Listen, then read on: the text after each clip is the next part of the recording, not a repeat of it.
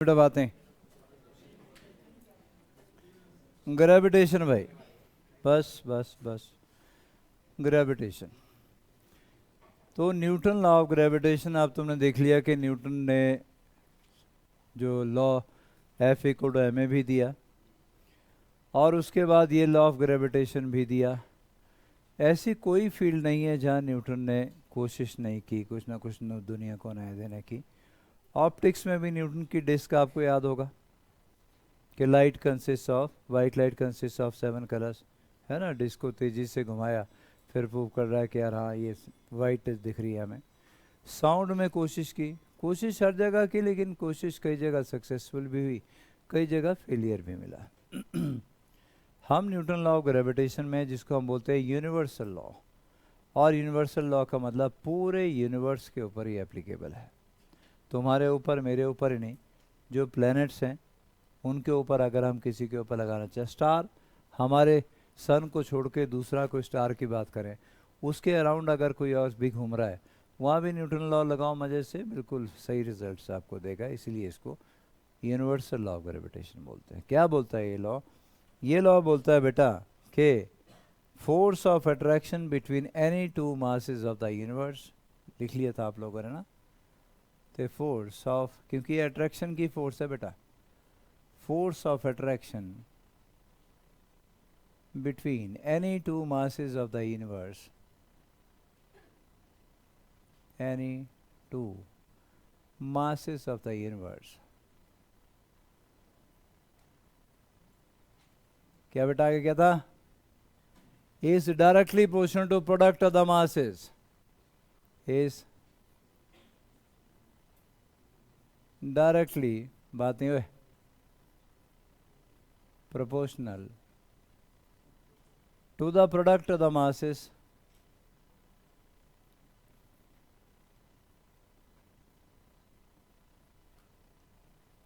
and inversely proportional to the square of the distance between them. Inversely proportional to the square of the distance between them.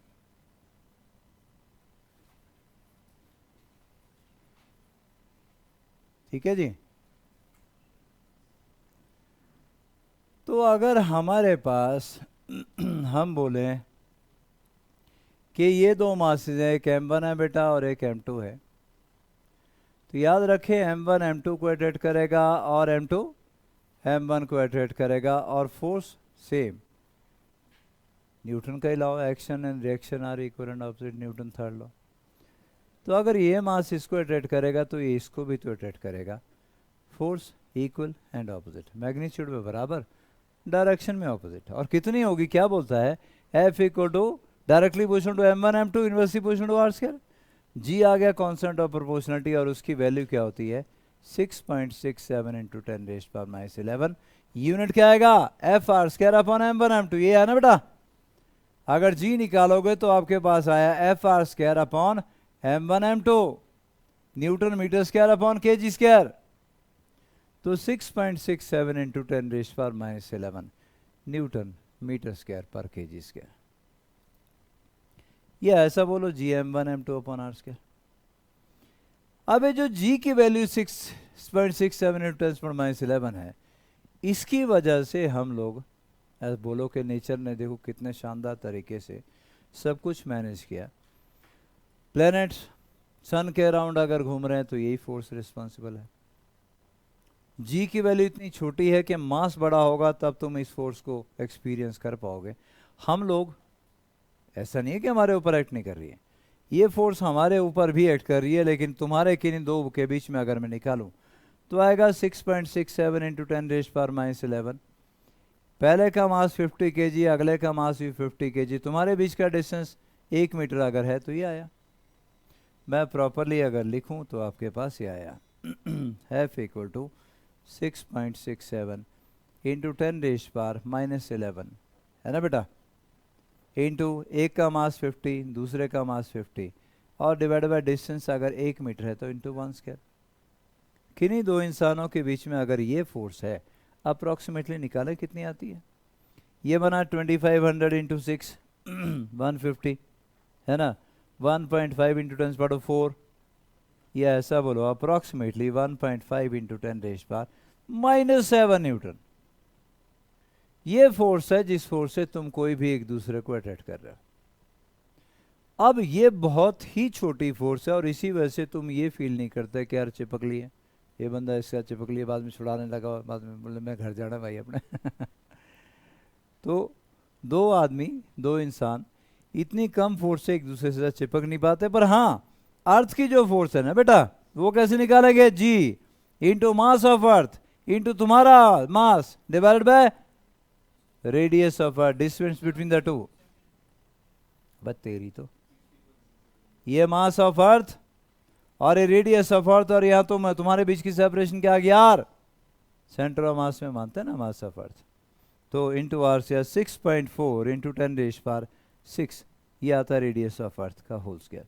ये जब निकालोगे पता किसके बराबर है, थोड़ी देर में प्रूव करूंगा। एम जी तुम्हारा मास 50, जी की वैल्यू 10, अप्रॉक्सीमेटली 500 न्यूटन की फोर्स है। कहाँ 500 न्यूटन, कहाँ 10⁻⁷ न्यूटन। इसलिए तुम एक्सपीरियंस नहीं कर पाते। तुम्हें भी, मुझे भी, तुम्हारे साथ वाले को भी अर्थ अप्रॉक्सीमेटली इतनी फोर्स से नीचे की तरफ पुल कर रही है। ये फोर्स काफ़ी बड़ी है, जबकि आसपास वाले जो मासेस हैं वो फोर्स लगाते हैं of the order of 10⁻⁷ Newton. इसका मतलब अगर कोई पूछे कि फोर्स है, तुम बोलोगे हाँ है। बेशक छोटी है लेकिन है तो सही ना, ठीक। और मजेदार चीज देखो मजेदार चीज ये है कि यहां कोई अगर बंदा है ना बेटा, तो उसका तो लॉजिक समझ में आता है, वो तो बोले कि हाँ मुझे अर्थ अट्रैक्ट कर रही है, मैं सीधा खड़ा हूं जी। पर परेशानी है कि यहां जो बंदा होगा वो बोलता है मैं भी सीधा हूं, यहां कोई होगा वो बोलता है मैं भी सीधा हूं, यहां कोई बोलता है वो बोलता है मैं तो बहुत ही ज्यादा सीधा हूं, सबसे ज्यादा सीधा ये बोल रहा है, बोले मैं तो सबसे ज्यादा सीधा हूं। सारे के सारे अर्थ अट्रैक्ट कर रही है अपनी तरफ, इसलिए सभी ऐसा फील करते हैं कि मैं सीधा खड़ा हूं। और अगर आपको स्पेस में जाने का मौका मिले और स्पेस से आप अर्थ को देखो, एग्जैक्टली ऐसे ही दिखेगी और लोग ऐसे ही दिखेंगे लटके हुए। इसका तो जस्टिफाई होता है, इसका जस्टिफाई करना मुश्किल है, इसको टपक जाना चाहिए नीचे, इसको भी टपकना चाहिए। और ये तो आप मान के राजी नहीं होंगे कि ये बंदा टिका कैसे हुआ है। ऑब्वियस सी बात है ना। तो ये बंदा टिके होने का राज जो है स्पेस में जाके वो परेशानी वाला काम होगा। अभी तो किसी को पता नहीं चलता, अभी तो हम हैं और हम भी यहाँ नहीं है बेटा, यहाँ जैसे हैं कहीं, और अगर हम यहाँ जैसे हैं तो हम भी टेढ़े हैं, जबकि बोलने के सीधे हैं। तो वो टपकने चाहिए, कोई टपक नहीं रहा है, ना ये वाला टपक रहा है। क्यों? Earth is attracting every mass toward its centre, और वो फोर्स अच्छी खासी है, इस फोर्स की खींच के रखा हुआ है, इसको भी, इसको भी, इसको भी, इसको भी, हर एक को और फोर्स क्या आ गई, जी m1 m2 upon are square के बराबर आ गई। क्या इतना हो गया जी? तो यहाँ आपको लिखा था क्या कुछ, Jupiter mass is very large, so the mutual gravitational attraction between its part has pulled it into a nearly spherical shape. जितना मास बड़ा होगा ग्रेविटेशनल फोर्स उतनी ही ज़्यादा होगी द वेरियस पार्ट्स के बीच में, तो वो स्फेरिकल शेप एक्वायर करने की कोशिश करेगा। लेकिन मैं आपको बता दूं कि शुरुआत में ये माना गया, मैंने पहले भी बताया था कि भाई बिग बैंग के टाइम में सब कुछ स्पेस था, बस मासेस नहीं थे। मासेस अगर बिग बैंग के बाद बने भी, सब कुछ बहुत गर्म था, शायद लिक्विड स्टेट में, और वो आहिस्ता आहिस्ता फ्रीज होता गया, ठंडा होता गया। अर्थ भी उस टाइम शायद लिक्विड फॉर्म में थी, और इससे अगले चैप्टर में आप पढ़ोगे हर लिक्विड स्फेरिकल शेप एक्वायर करने की कोशिश करेगा। चैप्टर का नाम आएगा सरफेस टेंशन। इसीलिए वाटर ड्रॉपलेट्स जब बारिश के नीचे की तरफ आती है ना, तो देखिए बेटा कभी बारिश की ड्रॉप्स कैसी शेप होती है, कील की तरह होती है ना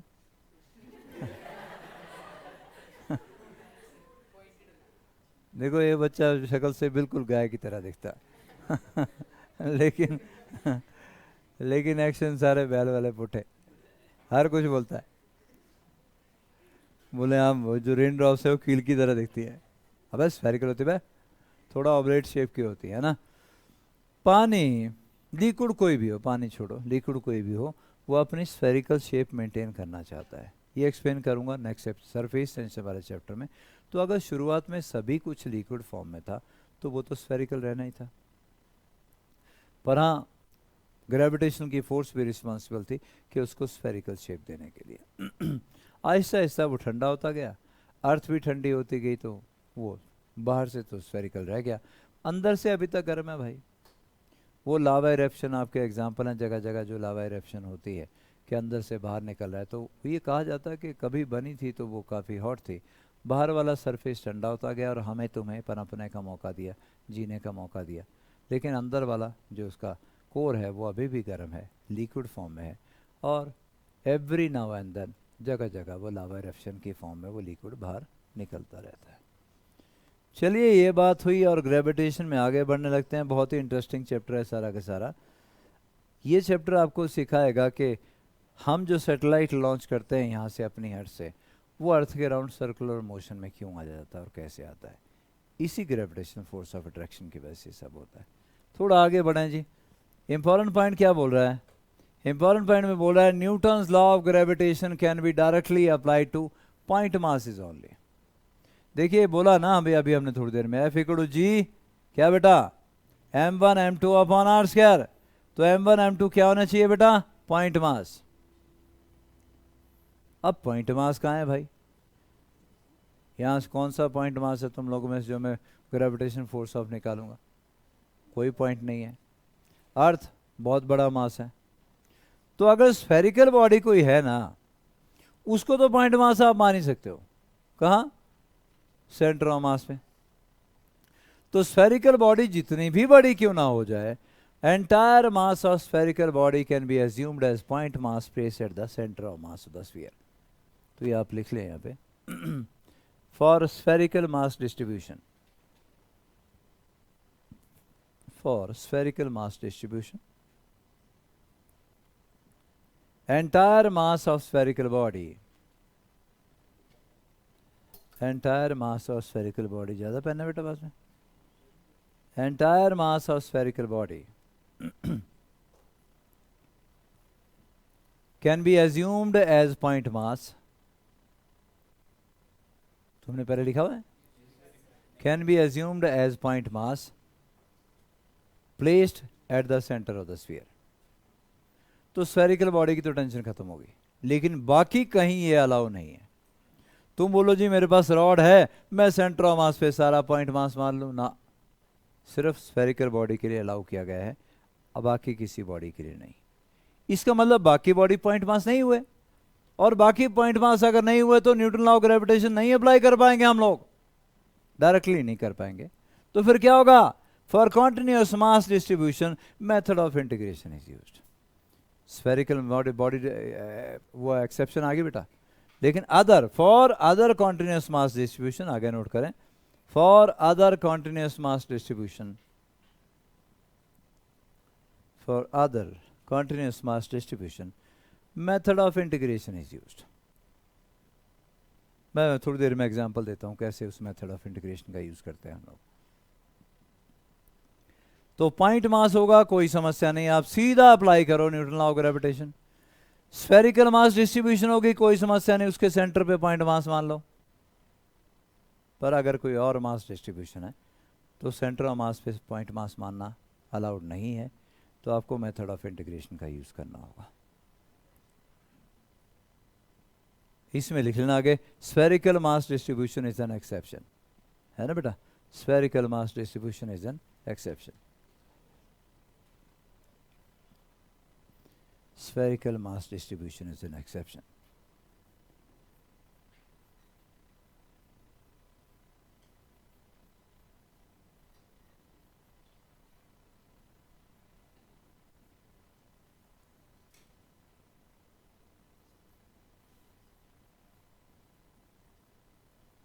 आगे चलो भाई, चलो बच्चों आगे।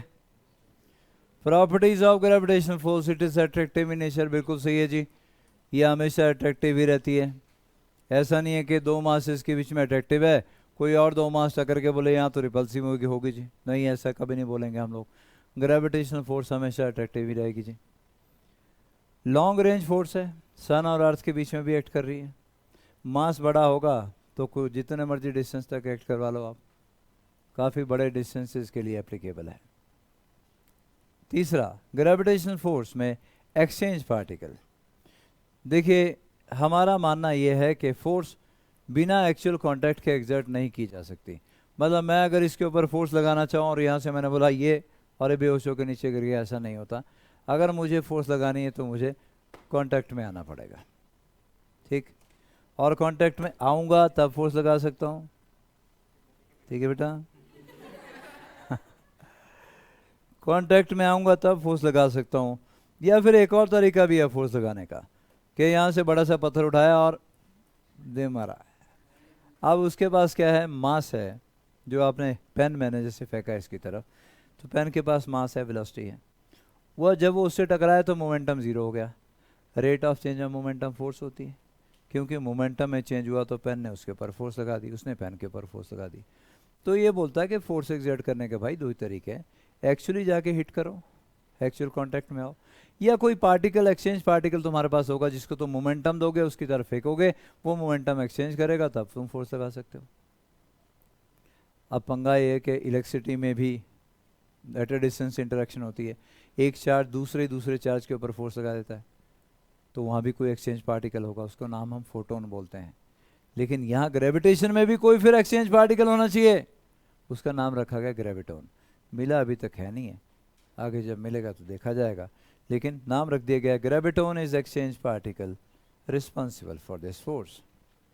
जैसे फोटोन वहाँ बोला गया था, वैसे ही ग्रेविटोन यहाँ बोला गया। तो ग्रेविटेशन फोर्स के लिए रिस्पॉन्सिबल जो पार्टिकल है उसका नाम ग्रेविटोन रखा गया। क्या हम आगे बढ़ सकते हैं जी? तो मैंने आपसे कहा कि स्फेरिकल मास डिस्ट्रीब्यूशन है तो ठीक है, कोई दिक्कत नहीं, लेकिन कोई और मास डिस्ट्रीब्यूशन अगर है तो Newton law of gravitation direct apply नहीं कर सकते, यही बोला ना। चलो एग्जांपल लेते हैं इस चीज़ का कि डायरेक्ट अप्लाई नहीं कर सकते, आपको मेथड ऑफ इंटीग्रेशन का यूज करना होगा। Gravitational force of attraction between point mass and a rod. तो एक आपके पास पॉइंट मास है बेटा, यहां पर है देखो, स्मॉल है मास, ठीक, और एक आपके पास रॉड है, रॉड की लेंथ है बेटा एल, और रॉड का मास कितना है, कैप्लम। रॉड का मास कितना जी, कैप्लम इस मास ऑफ द रॉड। अब आपको ये अलाउड नहीं है कि जी एक पॉइंट मास आ गया, दूसरा पॉइंट मास इसके सेंटर ऑफ मास में मान लो और फोर्स फाइंड आउट कर लो ना, सिर्फ स्फेरिकल मास डिस्ट्रीब्यूशन में ऐसा कर सकते हो। तो फिर यहां क्या करोगे? यहां तो एक ही तरीका है, क्योंकि हमसे डायरेक्टली पिछले पेज पे बोल दिया गया है, देखो ये बोला गया है Newton law of gravitation can be directly applied two point masses only. हमारे पास बेटा यहां पे एक तो पॉइंट मास है, दूसरा पॉइंट मास नहीं है, तो यार बेटा दूसरा पॉइंट मास ले लें ताकि Newton law of gravitation apply करें। तो मैंने बोला भाई रॉड के ऊपर ना एक छोटा सा पॉइंट मास कंसीडर कर लो, यहां इसका मास कितना आ गया dm, इसकी लेंथ कितनी आ गई बेटा dx, और m से इसका डिस्टेंस कितना आ गया x। अगर इसको x बोलोगे ना तो ये dx है, अगर इसको y बोलोगे तो ये dy है, अगर इसको z बोलोगे तो ये dz है। जिस डायरेक्शन में x है उसी डायरेक्शन में और छोटा सा डिस्टेंस dx ही तो बोलोगे, और क्या बोलोगे। तो हमने स्मॉल m, ये तो पॉइंट मास था, इसकी कोई समस्या नहीं है, इससे हमें कोई प्रॉब्लम नहीं है, प्रॉब्लम हमें इससे है। तो मैंने बोला जी ये तो पॉइंट मास है ही है, एक पॉइंट मास हमने यहां से x डिस्टेंस पे ले लिया जिसकी लेंथ dx है, फिर तो इसका मास फाइंड आउट करना पड़ेगा ना। कैसे फाइंड आउट करेंगे? Capital M is mass of the rod, l length of the rod, तो l लेंथ का मास कितना हो गया m, है ना बेटा, l लेंथ का मास कितना हो गया m, तो एक यूनिट लेंथ का मास कितना आ गया बेटा m/l, तो dx लेंथ का मास कितना आ गया m/l इंटू dx आ गया, तो dm निकल आया। अब ये भी पॉइंट मास है, ये भी पॉइंट मास है, अब तो लगा सकता हूं ना Newton law of gravitation. Point masses के ऊपर तो बोला है कि एप्लीकेबल, डायरेक्टली आप अप्लाई कर सकते हो, तो मैं लगाता हूं जी न्यूटन लॉ ऑफ ग्रेविटेशन, क्योंकि अब मैं डायरेक्टली लगा सकता हूं। मैं क्या लिखूंगा, df equal to g small m, ये तो पॉइंट मास है ना, दूसरा dm कितना था m/l इंटू dx, दोनों के बीच का सेपरेशन क्या थी, अपॉन x स्क्वायर, आ गया gmm, x स्क्वायर ऊपर गया तो x रेज़ पर -2 इंटू dx। ये फिर छोटा सा मास था यार, मुझे तो पूरी रॉड की फोर्स निकालनी है, तो बड़ा करना पड़ेगा, इंटीग्रेट करना पड़ेगा। तो इंटीग्रेट करिए, लेकिन पूरी रॉड इंक्लूड करनी है एक्स में। एक्स इक्वल टू कहां से रॉड शुरू हुई, ये एक्स है बेटा, यहां से यहां तक का डिस्टेंस। बोलो लिमिट क्या डालूं रॉड की, एक्स इक्वल टू आर से रॉड शुरू हुई। देखो एक्स वेरिएबल डिस्टेंस है, वो इतना हो सकता है, वो इतना हो सकता है, वो इतना हो सकता है, वो इतना हो सकता है। तो एक्स इक्वल टू आर से रॉड शुरू हुई बेटा, और X equal to R plus L पे जाके रॉड खत्म हो गई। मुझे पूरी रॉड इंक्लूड करनी थी, इसलिए मैंने लिमिट डाल दी R to R plus L.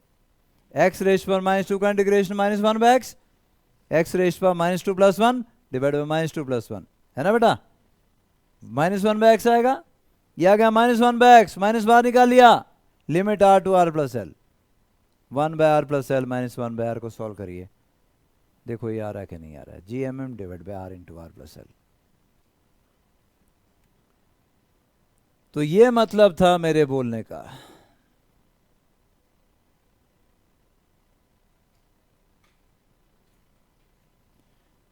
तो जब मैंने आपसे कहा था कि भाई Newton law of gravitation is applicable two point masses only, तो भाई ये मतलब था बोलने का।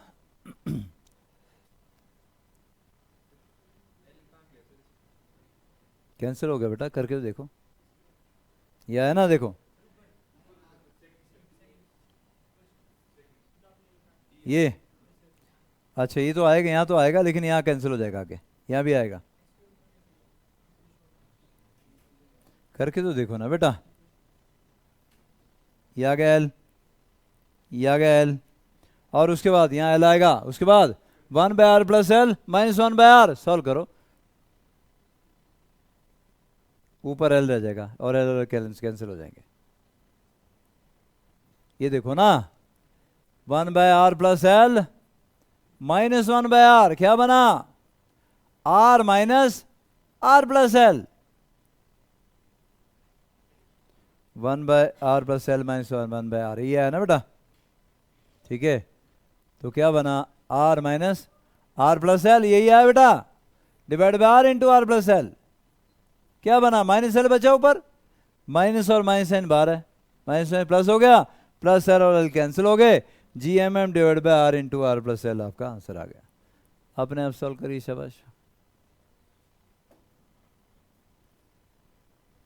एल रह गया था लिखना, वो आप लिख दिया, समझ के फिर अपने आप करना बेटा, चिपकाने का काम नहीं करना है।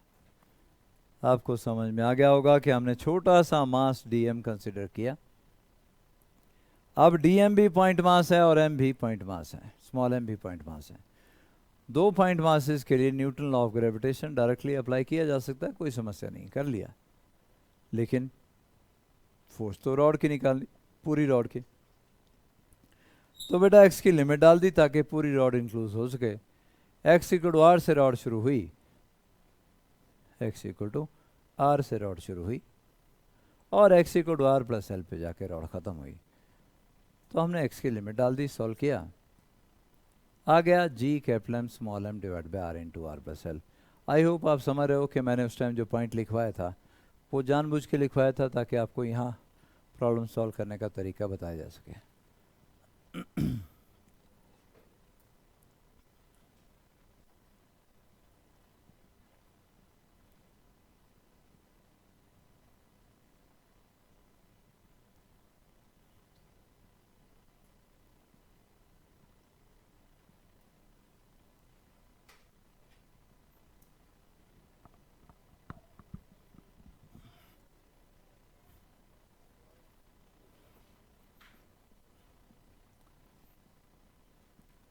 इतना हो गया जी।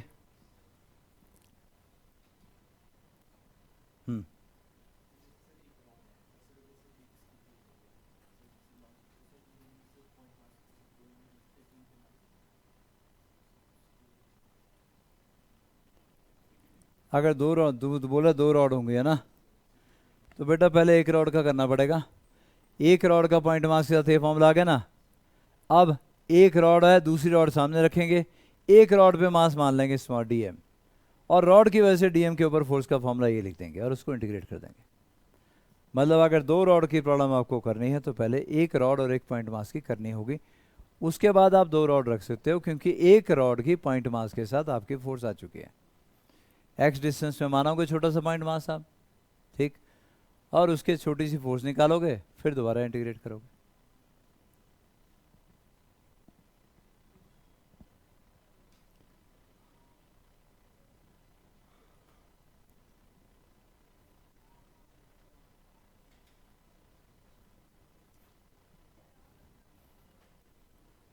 हो गया बेटा गाय है, नहीं हुआ?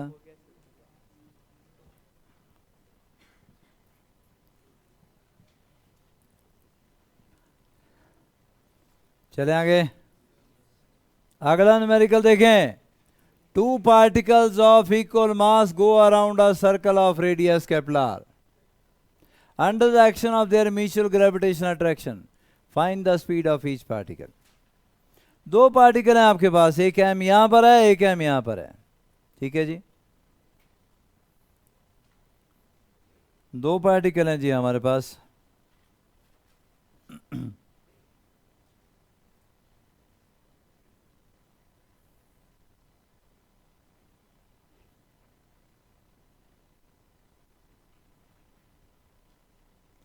एक पार्टिकल ये रहा मास एम, और दूसरा पार्टिकल ये रहा बेटा मास एम। कॉमन सेंटर के अबाउट घूमे जा रहे हैं। मेरे पानी की बोतल मंगाना बेटा नीचे से। अब देखिए, मास को सर्कल में घूमना, किसी भी दुनिया के किसी मास को सर्कल में घूमना है तो बिना सेंट्रीपिटल फोर्स के नहीं हो सकता। तो सबसे पहले सर्कल में घूमता कोई दिखे तो अपने आप से पूछो कौन है जो प्रोवाइड कर रहा है नेसेसरी सेंट्रीपिटल फोर्स? कौन? Gravitational force of attraction between the to. ये स्मॉल एम इसको अट्रैक्ट करेगा और ये वाला स्मॉल एम इसको अट्रैक्ट करेगा। सेंटर तक का डिस्टेंस क्या है बेटा? रेडियस आर के बराबर है। तो आप क्या बोलोगे?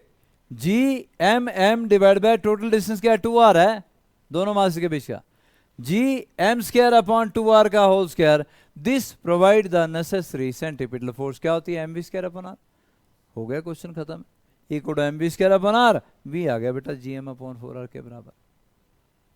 तो सर्कुलर मोशन फिजिक्स में अब आपको कहीं भी दिखे, आपने आपसे सिंपल सा क्वेश्चन पुट अप करना है, कौन है जो प्रोवाइड कर रहा है नेसेसरी सेंट्रीपिटल फोर्स?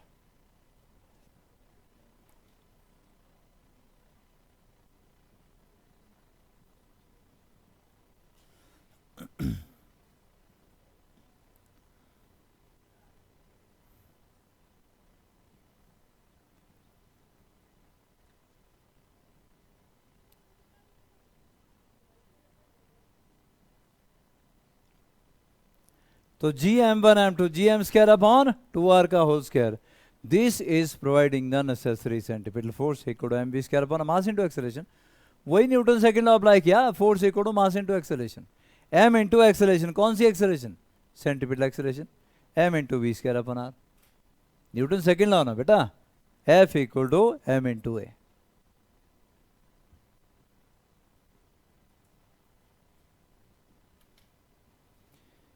बिना सेंट्रीपिटल फोर्स के दुनिया में कोई बॉडी सर्कुलर मोशन में नहीं घूम सकती।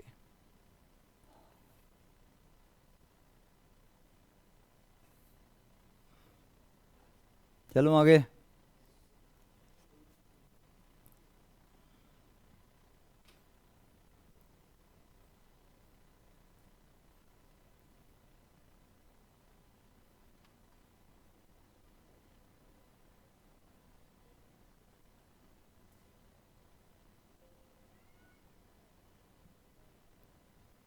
चलो बेटा आगे।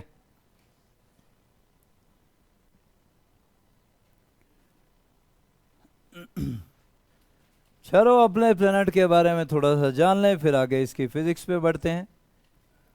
Density rho of the earth decrease with increasing distance R from the centre. अगर ये आपकी अर्थ है और ये उसका सेंटर है, जैसे जैसे आप बाहर की तरफ जा रहे हो वैसे वैसे डेंसिटी डिक्रीज हो रही है। सबसे पहले डेंसिटी अप्रॉक्सीमेटली 14,000 kg पर मीटर, 14,000 kg पर मीटर क्यूब अंदर, सबसे अंदर इनर कोर के अंदर। उसके बाद मोल्टन आउटर कोर, पिघला हुआ आउटर कोर जो है, उसकी डेंसिटी अप्रॉक्सीमेटली 12,000 kg पर मीटर क्यूब। फिर आपके उससे बाहर निकल आए, और उससे बाहर जब निकले तो ये देखो ये डिस्टेंस है, रेडियस है, तो ये आप आ चुके हो अप्रॉक्सीमेटली 3500 तक, 6400 तक रेडियस है बेटा, आधे तक पहुंच गए, आधे रेडियस तक पहुंचे। फिर आपके पास क्या आ गया जी, डेंसिटी आ गई है अप्रॉक्सीमेटली बेटा, ये है ना 6000 kg पर मीटर क्यूब। और बाहर जब रेडियस ऑफ अर्थ तक पहुंचते पहुंचते कितनी हो गई, अप्रॉक्सीमेटली 4000 kg पर मीटर क्यूब के आसपास। तो अर्थ की डेंसिटी यूनिफॉर्म नहीं है, अंदर कोर में बहुत ज़्यादा डेंसिटी है, और जैसे जैसे आप बाहर निकलते हो डेंसिटी डिक्रीज होती जाती है। लेकिन फिर भी अगर हम एवरेज डेंसिटी फाइंड आउट करें बेटा, एवरेज का मतलब यूनिफॉर्म मान लेते हैं सारे भी अर्थ ना एक यूनिफॉर्म मटेरियल की बनी हुई है।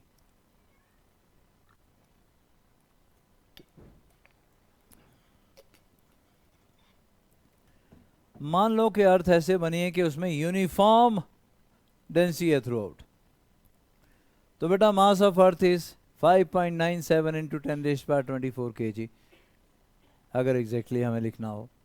वॉल्यूम क्या आ जाएगा, 4/3 पाई आर क्यूब। स्फीयर है, स्फीयर का ही तो होता है।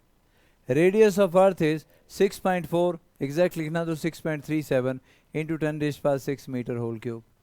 वैसे 6400 किलोमीटर लेते हैं हम लोग, पर ये 6370 किलोमीटर के आसपास है, पर अप्रॉक्सीमेटली 6400 किलोमीटर ले लिया जाता है। मतलब लिखने के लिए आगे से हम 6400 या 6.4 इंटू 10⁻6 लिखा करेंगे, लेकिन एग्जैक्ट वैल्यू अगर डालनी है अप्रॉक्सीमेटली, मतलब नियर अबाउट जो वैल्यू डालनी है 6.37 इंटू 10⁻6 मीटर। और इसको सॉल्व करें तो कितना है बेटा वॉल्यूम, 1.08 इंटू 10⁻21 मीटर क्यूब। यह आपके अर्थ का वॉल्यूम है। मास भी आ गया, वॉल्यूम भी आ गया, तब तो डेंसिटी निकल आई, मास पर यूनिट वॉल्यूम है ना। यह आता है 5500 kg पर मीटर क्यूब या 5.5 ग्राम पर सेंटीमीटर क्यूब। पानी की डेंसिटी क्या बेटा, 1 ग्राम पर सेंटीमीटर क्यूब या फिर 1000 kg पर मीटर क्यूब। पानी की डेंसिटी क्या बेटा, 1 ग्राम पर सेंटीमीटर क्यूब या 1000 kg पर मीटर क्यूब। मतलब पानी से 5.5 टाइम ज़्यादा डेंसिटी है अर्थ के मटेरियल की, अगर यूनिफॉर्म डेंसिटी थ्रू आउट मान ली जाए तो।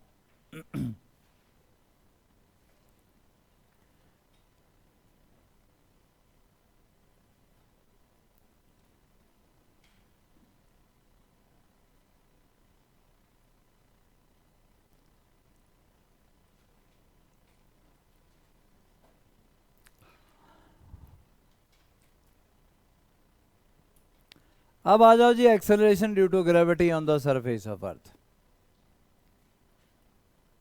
ये देख पा रहे हो जी अर्थ, ये अर्थ है,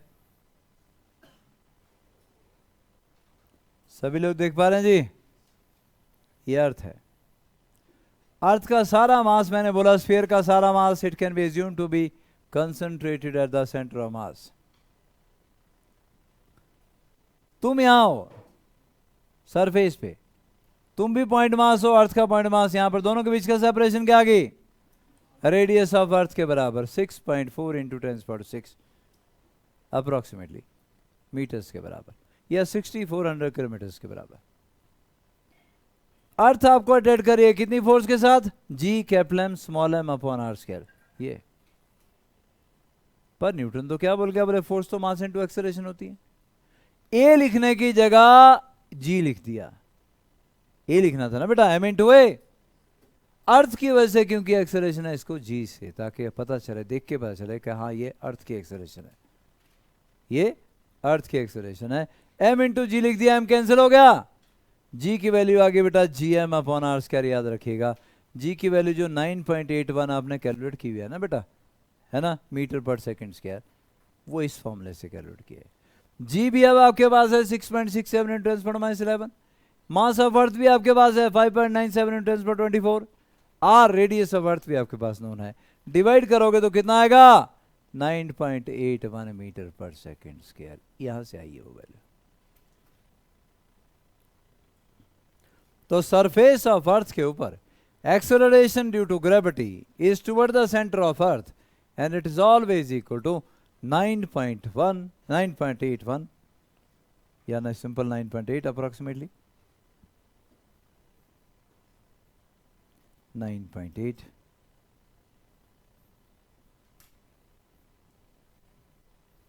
मीटर पर सेकेंड स्क्वायर। यहां से निकली हो जी, आप 9 से यूज करते आ रहे हो। जी की वैल्यू 9.8 है अप्रोक्सीमेटली 10 कब से 9 से यूज करते आ रहे हो बेटा, है ना। यहां से निकली वो, इस फॉर्मूले से निकली वो वैल्यू।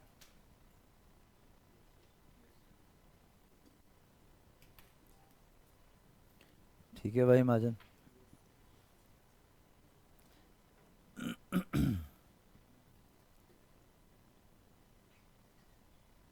आ गई समझ में। अब बेटा बस दिमाग तुमने थोड़ा एक्टिव रखना है, कुछ ज़्यादा नया नहीं है हमारे पास, पुरानी चीज़ें जो हम कर चुके हैं। अब बहुत आसान फिजिक्स है इससे बात वाली। तुमने देखा आज हमने कोई भी नई टर्म यूज़ नहीं की, सारी पुरानी चीज़ें यूज़ हो रही हैं। लेकिन इससे पहले हर चैप्टर में कुछ ना कुछ नए टर्म आती थी। अब जो टर्म आपने सीख ली हैं उन्हीं का यूज़ आगे चलेगा। चलो आगे बेटा। तो आगे से याद रखिएगा, क्या याद रखिएगा जी, कि स्मॉल जी की वैल्यू क्या आएगी, G M upon are square. M is mass of earth, R is radius of earth. या ऐसा बोलो कि कहीं जी एम सब्स्टिट्यूट करना पड़ जाए तो क्या लिख सकते हो, जी आर स्क्वायर लिख सकते हो।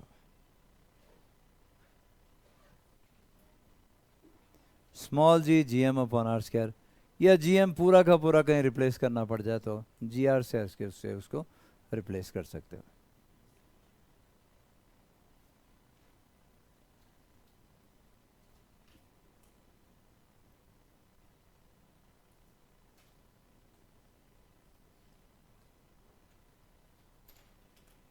चलो आगे बेटा। Variation in acceleration due to gravity. Small G 9.81 बोल तो दिया, लेकिन वो वेरी करेगी क्या किसी के साथ, हाँ करेगी। पहला variation in G with height H T, height H above the surface of earth. Surface of earth से ऊपर जाए तो वेरी करेगी, क्यों, क्योंकि जीएम क्या था, जी क्या था, G M upon are square. अरे भाई हाइट पे जाएंगे तो जी M divide by R plus H whole square हो जाएगी, है ना, डिस्टेंस चेंज होगा। Variation in ji with depth D below the surface of earth. Earth के अंदर की तरफ जाएंगे तो जी की वैल्यू चेंज हो जाएगी। Variation in ji with rotation of earth, rotate क्योंकि अर्थ कर रही है तो तुम्हारे ऊपर, मेरे ऊपर, सभी के ऊपर एक फोर्स ऐड कर रही है, स्यूडो फोर्स, सेंट्रीफ्यूगल फोर्स। और वो सेंट्रीफ्यूगल फोर्स हमें अर्थ से बाहर की तरफ दौड़ाना चाहती है, फिर भी अर्थ के साथ चिपके हुए हम लोग। क्यों, जो फोर्स ऑफ ग्रेविटेशन है या फोर्स ऑफ ग्रेविटी अर्थ की है वो ज़्यादा है और बाहर सेंट्रीफ्यूगल फोर्स कम है, इसलिए चिपके हुए हैं। अच्छा अब मेरी बात सुनना, क्या न्यूटन लॉ ऑफ ग्रेविटेशन बोला ना हमने। फोर्स ऑफ ग्रेविटेशन जब मैं बोलूँगा तो it is force between any two masses of the universe. लेकिन जब मैं बोलूँगा फोर्स ड्यू टू ग्रेविटी, तो ग्रेविटेशन और ग्रेविटी दो डिफरेंट वर्ड है। जब ग्रेविटी आएगा ना, फोर्स ऑफ ग्रेविटी, एक मास पक्का अर्थ है। ग्रेविटेशन होगा तो कोई भी दो मास यूनिवर्स के, है ना, वो मैं और तुम हो सकते हो, वो कोई दो स्टार हो सकते हैं, एक प्लेनेट एक सन हो सकता है, वो फोर्स ऑफ ग्रेविटेशन है। अगर दो में से एक मास अर्थ है ना, तो ग्रेविटेशन के बजाय हम ग्रेविटी वर्ड, मतलब जैसे ग्रेविटी वर्ड तुम्हें सुनाई देगा, दिखाई देगा कहीं पे, सीधा सा मतलब है एक मास अर्थ है, दूसरा मास तुम हो सकते हो, मैं हो सकता हूं, कोई और भी हो सकता है। ठीक है। Variation in G due to shape of earth, हाँ शेप भी स्फेरिकल नहीं है, थोड़ी सी ऑब्लेट सी अंडे की तरह शेप है। तो अंडे की तरह शेप है तो फिर पोलर रेडियस अलग होगा, इक्वेटोरियल रेडियस अलग होगा। पर हमने तो बोला G M upon are square होती है ना बेटा। तो अगर आपके अर्थ की शेप ऐसी है तो बेटा पोल का रेडियस अलग होगा और इक्वेटोरियल रेडियस अलग होगा। मतलब बोलने का ये कि अगर कोई बोले कि पोल पे जी क्या होगा, तो आप बोलोगे G M upon R P square, है ना। बोले भाई इक्वेटर पे बताओ, तो इक्वेटर पे GM/R इसके। बहुत ज़्यादा डिफरेंस तो नहीं होता, लेकिन छोटा मोटा तो होता ही है। तो शेप ऑफ अर्थ की वजह से भी जी की वैल्यू में फर्क पड़ जाता है बेटा। तो 4 तरीके आ गए, बारी बारी से चारों स्टडी करना है हम लोगों ने।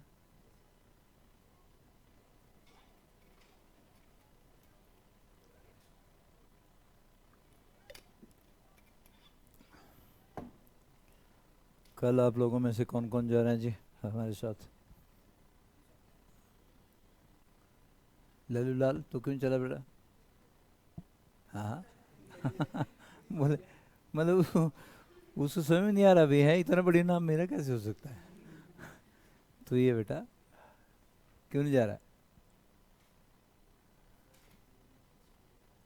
टेस्ट में टेस्ट भी और वगैरह भी है साथ में। चलो टेस्ट तो होते ही हैं हर जगह, तो वगैरह कैसे लेते हैं ये लोग? हमें भी गाइड करो, हम भी वगैरह ले लिया करेंगे कभी कभी, है? बता यार, देख वगैरह के बारे में बहुत मतलब बहुत ध्यान से एक्सप्लेन करना है।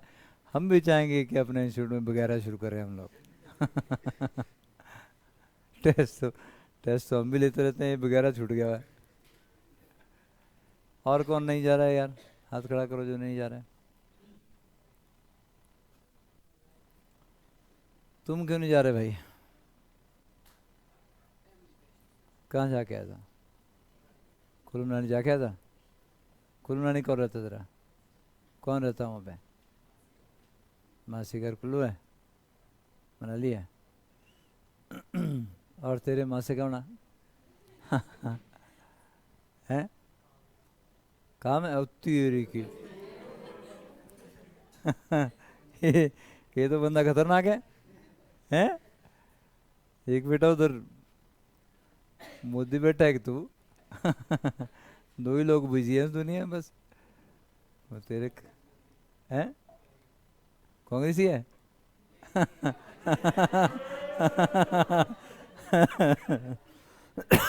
नहीं, वो तो पार्टी तो कोई भी हो, लेकिन वो बेले बैठे हो ना आजकल, इसलिए तू बिजी है। बिजी लोगों से कंपेयर कर रहा था। तो अच्छा, क्या काम बेटा? वो तेरे के 3 दिन 3 दिन 3 दिन 3 रात डेंटिस्ट को बैठ रहेगा है? बाद में टाइम नहीं मिलता। और कौन नहीं जा रहा इधर बेटा? तुम क्यों नहीं जा रहे भाई? ऐसे मजाक में? तुम क्यों नहीं जा रहे?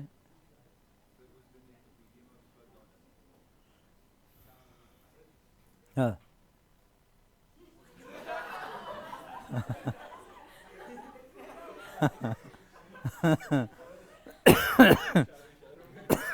तेरे शुरू में पढ़ के तो ठीक रहना था अब तक तो, नहीं? जा बेटा जा। कभी भी ऐसी कोई अपॉर्चुनिटी मिले वो मिस नहीं करनी चाहिए। अब तो तुम चाहोगे भी तभी नहीं जा पाओ, क्योंकि सब कुछ बुक हो चुका है, हमारे पास सीटें ख़त्म है। लेकिन कभी अपॉर्चुनिटी मिले, आगे से बोल रहा हूँ, स्कूल से मिले, कहीं से इंस्टीट्यूट से मिले, ये लाइफ लॉन्ग मेमोरीज होती हैं जो पूरी लाइफ आपके साथ रहती है। और हम लोगों के साथ घूमने का तो फिर मज़ा ही अलग होता है। तुम लोग तुम लोग सोच भी नहीं सकते कि हमारे साथ कितना मज़ा आता है।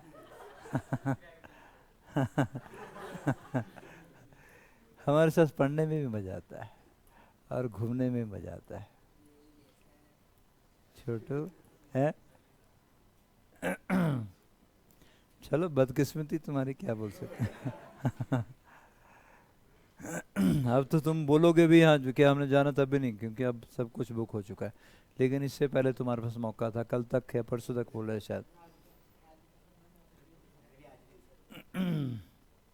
नहीं तो नाम पहले लिखवा दिए थे वो तो ठीक थे ना, लेकिन अब उसके बाद नाम एंटर नहीं हो रहे। बुमले ने विड्रॉ किया तो एक उसकी जगह एक और एडजस्ट हो गया आके। देखें देखें, वेरिएशन बारी बारी से करें बेटा। Variation in ji with height h above the surface बेटा, variation with height above surface of earth. तो देखो भाई क्या ये रही अर्थ,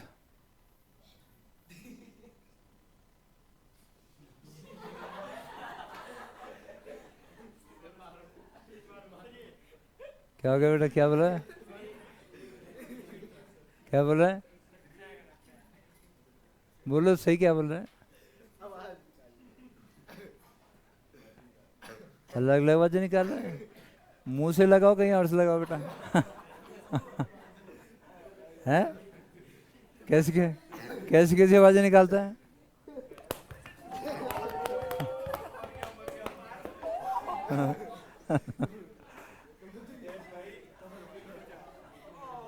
अब उम्मीद है थोड़ी शांति मिली होगी आपको, नहीं?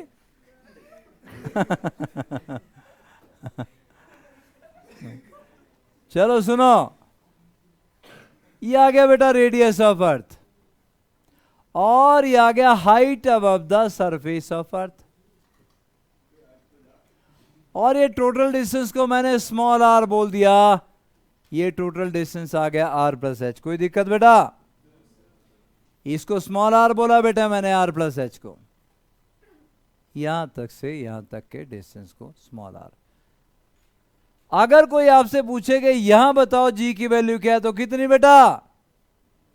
G M upon are square. अभी तो निकाली हमने, कैसे निकाली थी? G capital M small M upon are square equal to M G, G आ गया बेटा G M upon are square. लेकिन कोई बोले कि यहां बताओ क्या होगा जी एच की वैल्यू, हाइट है जवाब दा, तो क्या बोलो? G M divide by small are square बोल सकते हो, या जी एम डिवाइड बाय क्या बेटा? R plus H whole square भी बोल सकते हो। मैंने ये लिख दिया जी, ये इक्वेशन नंबर 1 थी बेटा, और इक्वेशन नंबर 2 आगे G M divide by R plus H whole square. अरे कंपेयर ही तो करना है भाई, डिवाइड कर दो दोनों को। डिवाइड करोगे तो G H upon G, G M cancel हो गया, जी एच अपॉन जी आ गया क्या? R square divide by R plus H whole square. या ऐसा बोलो जी एच आ गया G into R square divide by R plus H का होल स्क्वायर। ये आ गया जी एच। मतलब जैसे जैसे आप हाइट एच पे जाओगे जी की वैल्यू कम होना शुरू हो जाएगी। देखो ना, ऊपर तो आर है, नीचे आर प्लस एच है, जैसे जैसे एच बढ़ेगा वैसे वैसे जी की वैल्यू कम होना शुरू हो जाएगी। तो सरफेस ऑफ अर्थ से जब आप ऊपर की तरफ जाओगे जी की वैल्यू कम होना शुरू हो जाएगी। एक स्टेज ऐसी भी आएगी बेटा कि वो जीरो भी कहीं ना कहीं हो जाएगी, बहुत ही कम हो जाएगी, मतलब ऐसा बोल सकते हो। अब मेरी बात सुनो, मेरी बात सुनिए, स्पेस में हमारी अर्थ थोड़ा है, या कोई एक ही मास थोड़ा है। यहाँ मास है तो यहाँ जैसे मून भी है, ऊपर जैसे कोई और प्लेनेट भी है। तो अगर ये दो मासेस मैं लूँ और यहाँ से ऊपर की तरफ चलता जाऊँ, अरे भाई मून भी तो अट्रैक्ट करेगा बॉडी को, अर्थ भी अट्रैक्ट कर रही है, मून भी अट्रैक्ट कर रहा है। एक जगह ऐसी आएगी जहाँ दोनों की फोर्स बराबर हो जाएगी, वहाँ आदमी बिना किसी चेयर के, बिना किसी चीज़ के आराम से स्पेस में पड़ा रह सकता है, क्योंकि उसके ऊपर नेट ग्रेविटेशन फोर्स जीरो हो चुकी है। जितनी फोर्स से अर्थ खींच रही है उतनी से ही अगर मून ने खींचना शुरू कर दिया, मतलब दो मासेस के बीच में हमेशा एक ऐसा पॉइंट आता है जहाँ पे जी की value, effective value of G zero हो जाती है, इफेक्टिव वेट ज़ीरो हो जाता है। तो आप स्पेस में आराम से लेट सकते हो, बैठ सकते हो, लेकिन आपको किसी सपोर्ट की ज़रूरत है नहीं। वेइंग मशीन नीचे रखोगे तो वेइंग मशीन ज़ीरो रीड करेगी। खैर जी एच आ गया G into R square divide by R plus H whole square. यहाँ कोई दिक्कत है तो बोलना बेटा।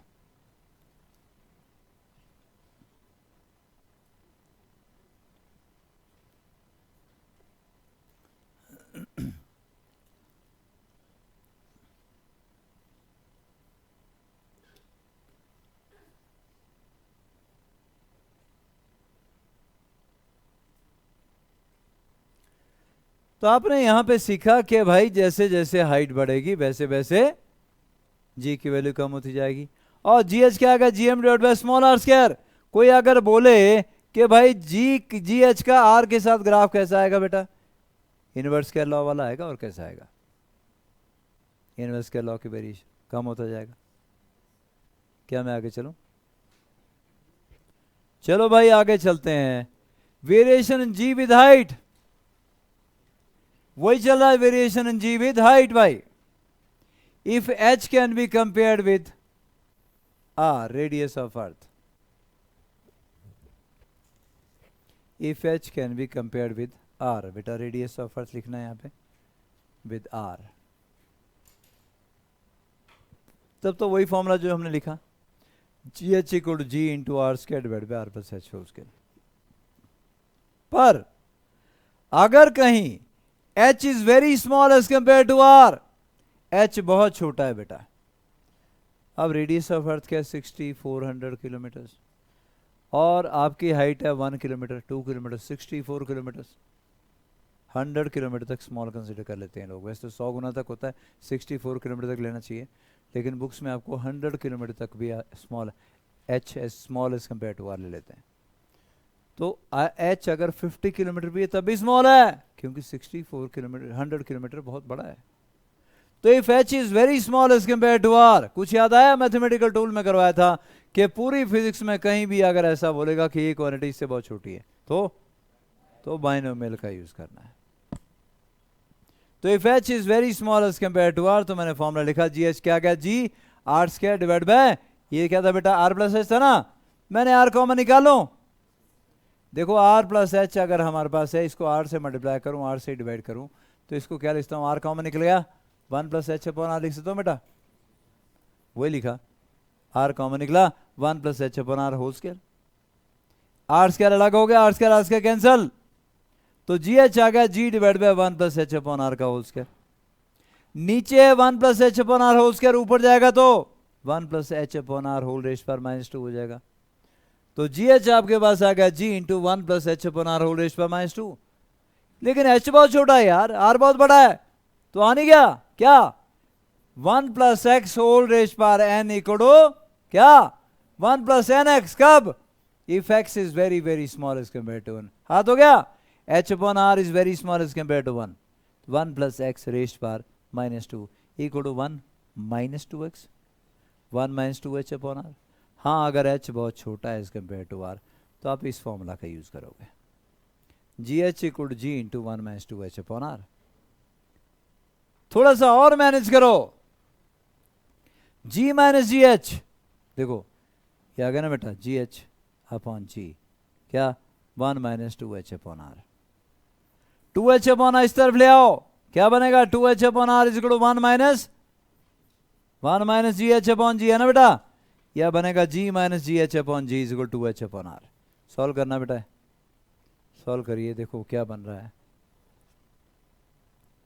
बना क्या, g minus G H upon G equal to 2h upon R, पर यार change divide by original value क्या होता है बेटा, fractional change, change divide by original value को क्या बोलते हैं, फ्रैक्शनल चेंज इन जी आ गया, G minus G H upon G आ गया, फ्रैक्शनल चेंज इन जी कितना आ गया 2h अपॉन आर, तो परसेंटेज चेंज इन जी क्या होगा into 100, 2h upon are into 100 आ गया परसेंटेज चेंज इन जी। लेकिन कब यूज करना है formula, be careful, when h is very small as compare to r, तभी यूज करना है, अगर h स्मॉल नहीं है तो ये वाला फॉर्मूला यूज करना है। तो हाइट के लिए दो फॉर्मूले आ गए आपके पास, इफ h इज लार्ज तो प्रॉपर फॉर्मूला जो डिराइव किया वो यूज करिए, और हाइट अगर कोई काम नहीं है तेरे को, इधर बाथरूम में घुस रहता है, और h अगर बहुत छोटा है तो एक फॉर्मूला और आ गया बेटा, G H equal to ji into 1 minus 2h upon are.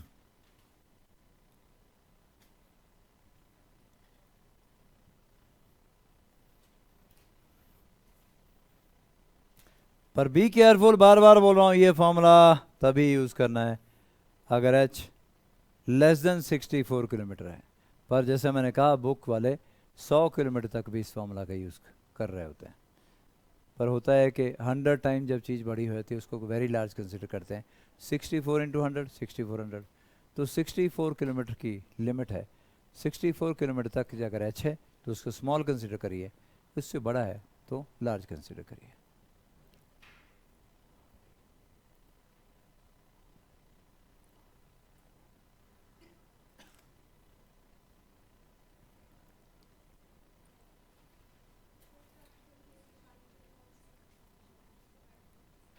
Fractional change निकालने के लिए आपने ये किया बेटा, ये आ गया ना, G H equal to ji into 1 minus 2h upon R.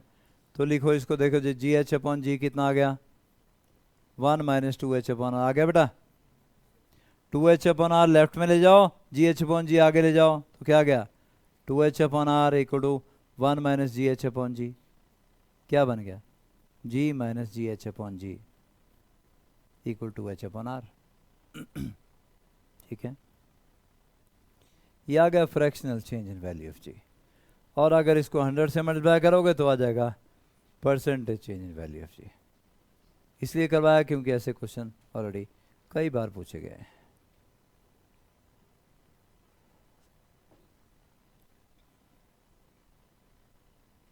ये क्वेश्चन लिख लें, find height above the surface of earth where weight of the body become half the value on the surface of earth।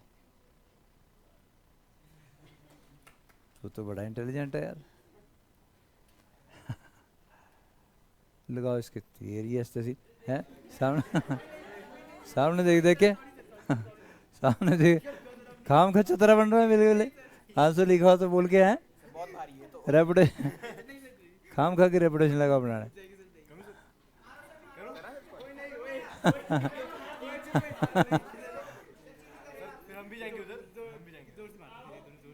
कौन कौन कौन, ये जो हमसे मारता है, चल इसको नहीं है तो तू आ, तेरे को पता नहीं चला कौन मार गया।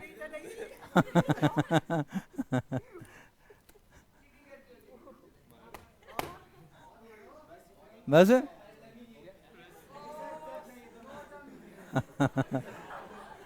अभी थोड़ा सा तुम कुछ और करेगा तो सारा मोहल्ला बुलाएंगे एंजॉय करने के लिए।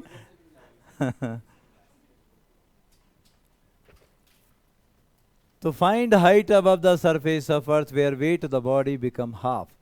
वेट हाफ हो गया मतलब हाइट कम नहीं होगी, हाइट बहुत लार्ज होगी। अरे जी की वैल्यू में बहुत फर्क पड़ा है बेटा, आधा रह गई जी की वैल्यू, मतलब एच स्मॉल नहीं हो सकता, और एच स्मॉल नहीं हो सकता तो ये फॉर्मूला आप यूज नहीं कर सकते हो, यही करना पड़ेगा। करिए, M into G H equal M G by 2, G H upon G half आ गया बेटा। लेकिन जी एच अपॉन जी किसके बराबर होता है, क्या, R square divide by R plus H whole square, ये ठीक है।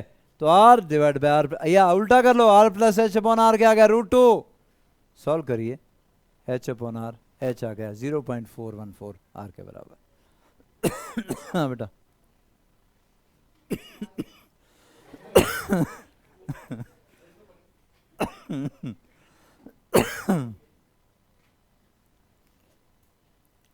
ऐसे लोगों को नहीं पकड़ना था बेटा, इधर ही कर देना सब कुछ फिर। समझा कर। अब तू बोलिए, तेरे को कुछ आया, तेरे ऊपर एक्सपेरिमेंट करेंगे। बस इतना ही था।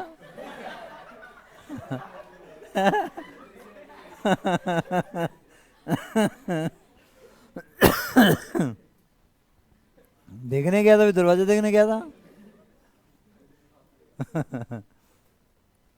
ऐसा तो ये करता है, ये परे चौहान मतलब दो तो इसको जाना, दरवाजा देख के वापस आया था, फिर पूरी शांति लेके पूरे सांस लंबे लंबे भर के वहां से वापस।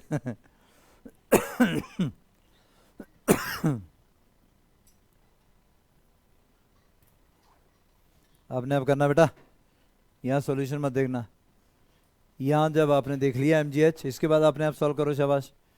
यहाँ नहीं देखना क्या हो रहा है।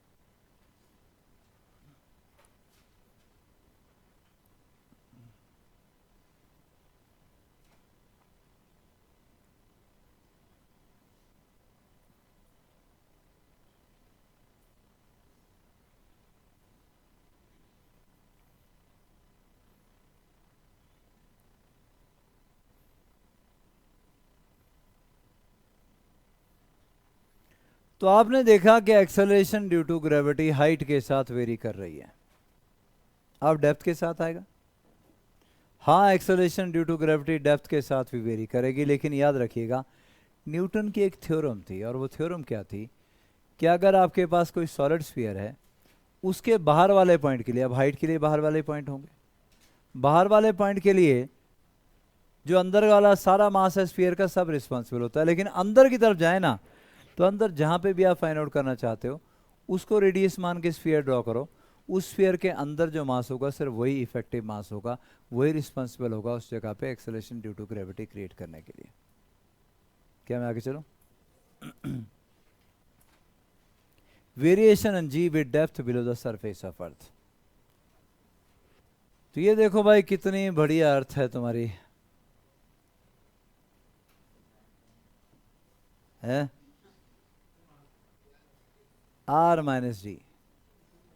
सुनेगा ये पूरा क्या बेटा आर रेडियस ऑफ अर्थ, लेकिन आप अंदर जा रहे हो भाई, यहां पहुंच गए आप, डी डेप्थ अंदर है ना, डी डेप्थ अंदर चले गए। और न्यूटन की थ्योरम क्या बोलती है कि जहां आप हो वहां का रेडियस देखो क्या है, वो तो आर माइनस डी आ गया। आर माइनस डी को स्मॉल आर बोल दिया। स्मॉल आर पहले भी बोला था मैंने, आर प्लस एच को भी स्मॉल आर बोला था।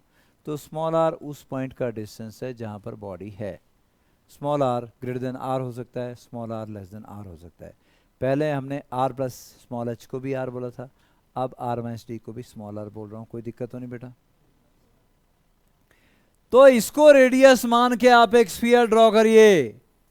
तो न्यूटन की थ्योरम ये बोलती है कि इसके अंदर जो मास होगा ना एम डैश, वही रिस्पॉन्सिबल होगा इस पे यहां पे acceleration due to gravity create करने के लिए, या यहां पर किसी मास के ऊपर कोई फोर्स लगाने के लिए। बाहर का मास इनइफेक्टिव मास होता है।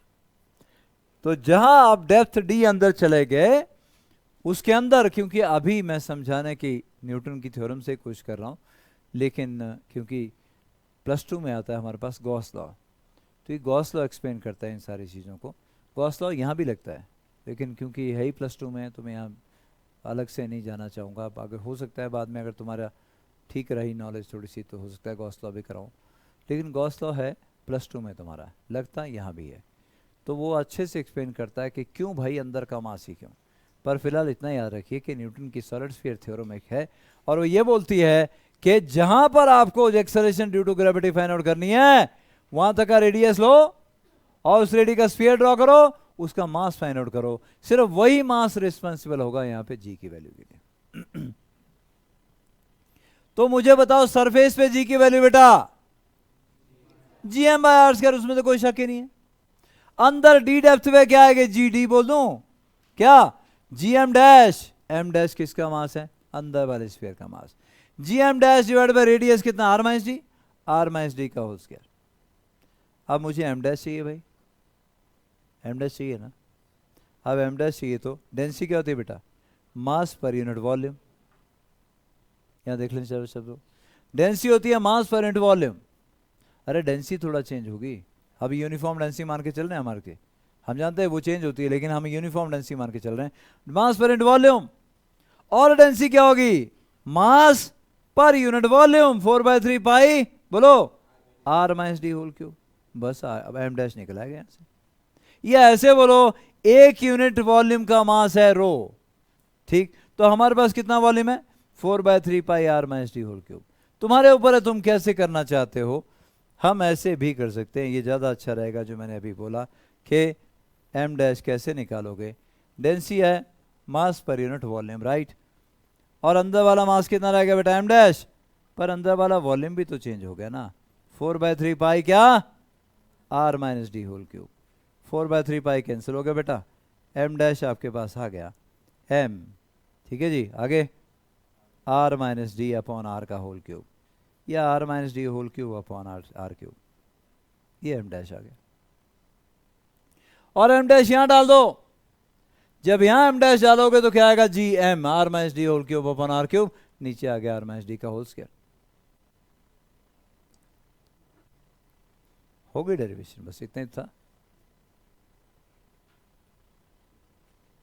ये देखो जी m डैश की जगह m into r minus D whole cube upon r cube upon r minus D whole square. r minus D whole square से r minus D whole cube cancel हुआ, एक r माइनस डी बच गया, है ना बेटा, समझे बेटा। r क्यूब को लिख दिया r स्क्वायर इंटू r, ये बना gm upon r square into r minus D upon r। ये gm अपॉन r स्क्वायर क्या था बोलो भाई, g acceleration due to gravity on the surface of earth, ये g था, g d equal to g into r minus D upon r, या g into 1 minus D upon r, या g into are minus d को क्या बोला था, small r, g into small R upon capital are. तीनों तरीके सही हैं फाइंड आउट करने के कि क्या होगा।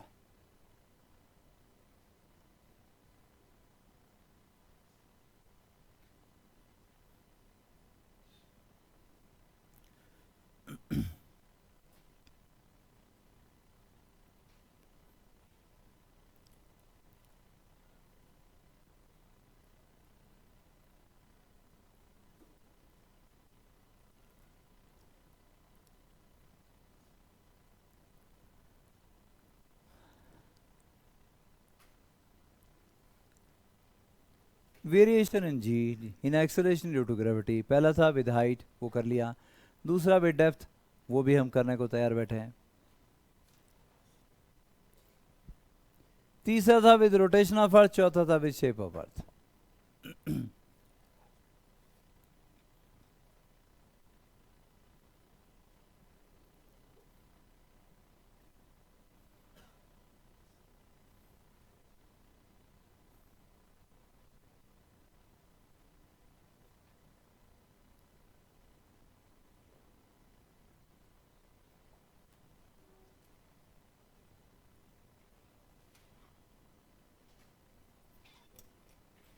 जय बेटा।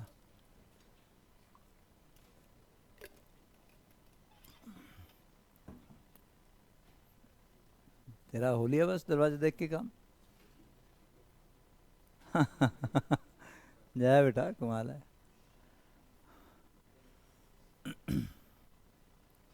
इसको भी ले जा बल्कि गोद में, कराया है इसको भी।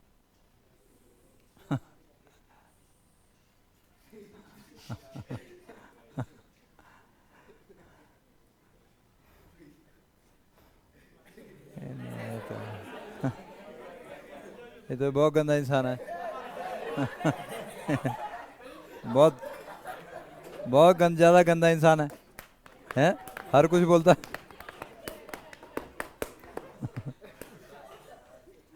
दोबारा दोबारा कनिस। काफी है।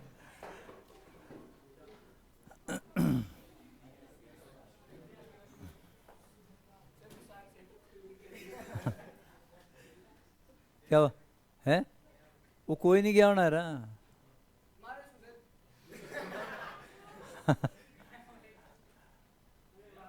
वो तब का गया ही हुआ है इसकी बारी से ही। चल रहने दे रहने दे रहने दे रहने दे रहने दे रहने दे रहने दे बेटा।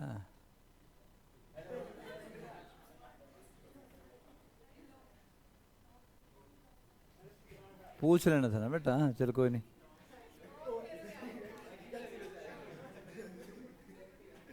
कोई नहीं, क्या हो गया तो यही कर ली जो करना होगा।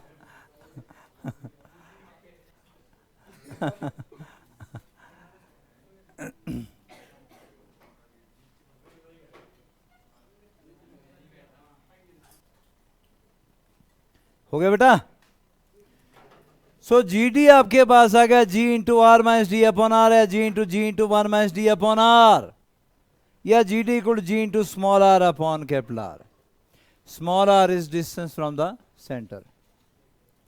अब कोई अगर आपसे बोले कि यार जी का ग्राफ ना बेटा स्मॉल आर के साथ ड्रॉ करो, तो अंदर के लिए G directly position to R बेटा, वो बस हो G directly position to R, straight line graph. बाहर के लिए क्या था, G inversely position to R, inverse कर लो।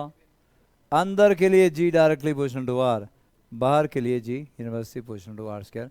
ये जी और आर के बीच का ग्राफ। तेरे को चैन नहीं भाई?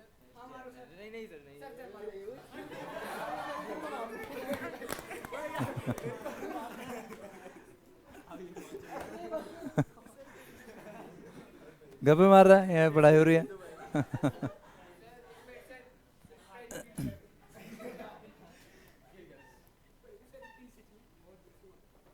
तेरे को भी चैन नहीं है भैया।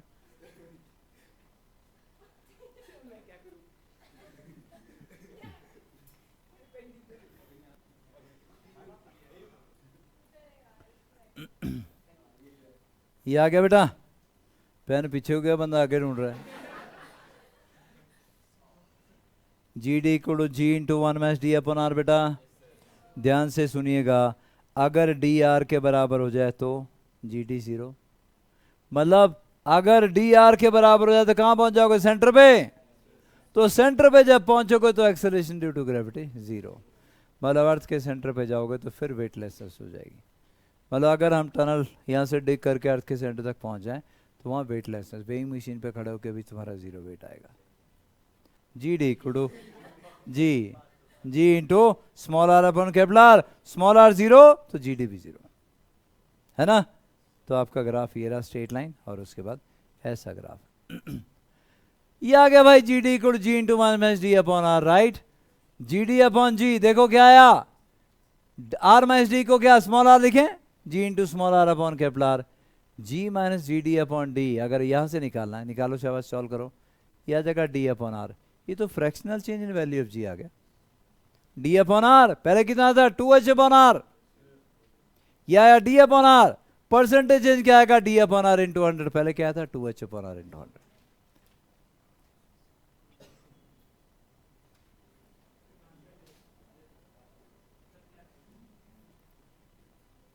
फिर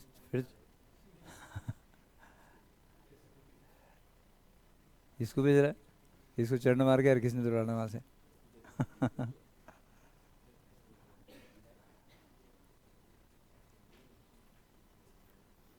बेटा कुछ पूछना हो तो पूछते रहना है ना। हाँ ग्राफ देखिए, जी डी क्या आ गया? G into R, Y is to M X ना बेटा, Y equal to M into X, tan theta G upon R की वैल्यू देगा। स्मॉल आर जब 0 होगा, small R is distance from the centre, small R जब 0 होगा तो 0। उसके बाद Y equal to M X, कहाँ तक? सरफेस तक। सरफेस से बाहर क्या था? Inversely position to R square, G M upon small are square था ना बेटा, inversely position to R square.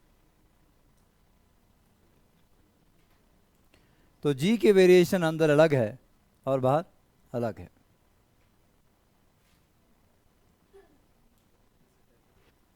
हाँ कमाल है। चाबी? चाबी नहीं बेटा, खुला था है, बंद है। कोई है बोल अंदर, इधर पूछ।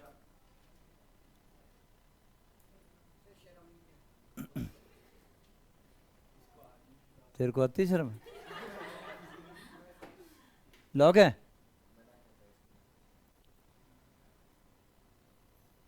चलो बेटा आगे।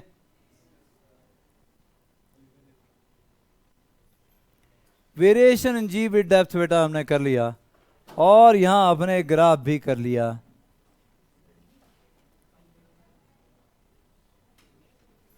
ये रही भाई अर्थ आपकी,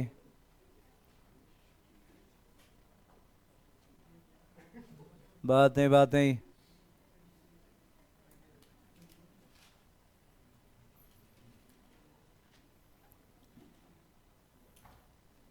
ठीक है, ये जी की वैल्यू, वो इसको भी ले जाओ,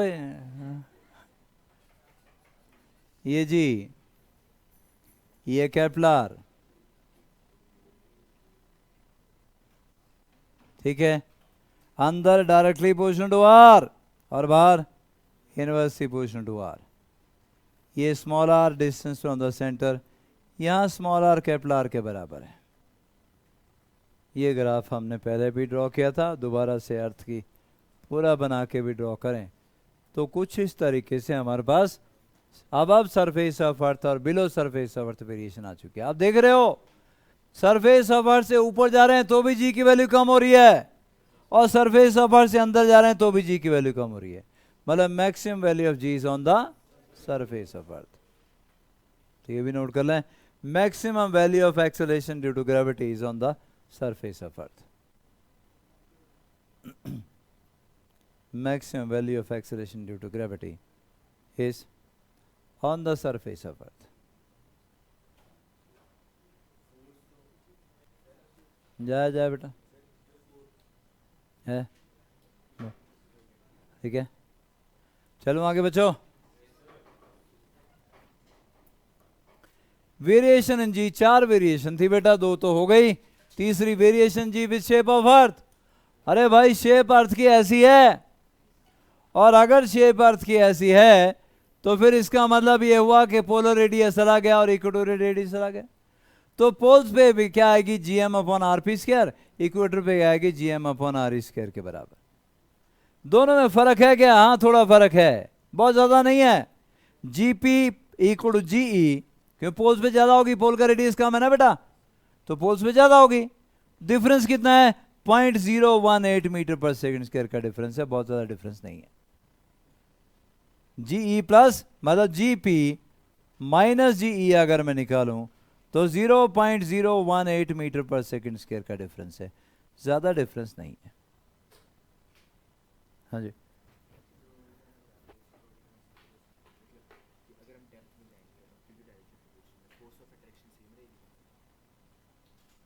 फोर्स ऑफ अट्रैक्शन mg के बराबर होगी जब g चेंज हो रहा है। हाँ तो वही, क्योंकि मास कम होता जाएगा ना अंदर जा जाते, मास अर्थ का रेडियस भी कम हो रहा है, बिल्कुल कम हो रहा है, रेडियस भी कम हो रहा है, लेकिन मास के ऊपर ये देख, मास रेडियस के ऊपर डिपेंडेंट है ना। देख बेटा ये एम डैश ये आया था, मास भी तो रेडियस के ऊपर डिपेंड कर रहा है, इन्वर्सली प्रोपोर्शनल आर क्यूब है, ठीक है, r minus d small r है, डायरेक्टली प्रोपोर्शनल स्मॉल आर क्या है, तो स्मॉल आर कम होता जाएगा, मास कम होता जाएगा, तो रेडियस यहाँ पे भी आ गया ना। ये स्मॉल आर है ना, आर माइनस डी क्या है, स्मॉल आर, तो स्मॉल आर क्या हो रहा है, कम हो रहा है, ठीक है, कैपिटल आर कॉन्सेंट है, स्मॉल आर कम हो रहा है तो मास कम हो रहा है, ठीक है।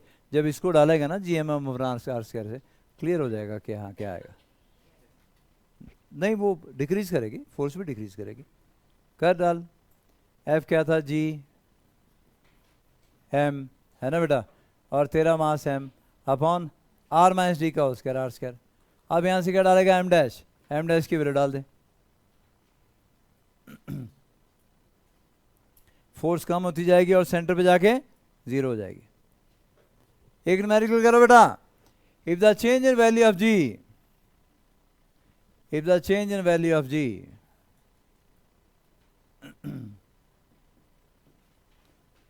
if the change in value of g at height h above the surface of earth is same as at depth x below it, then both x and h being smaller than the radius of earth, तो x और h के बीच में relation निकालना है।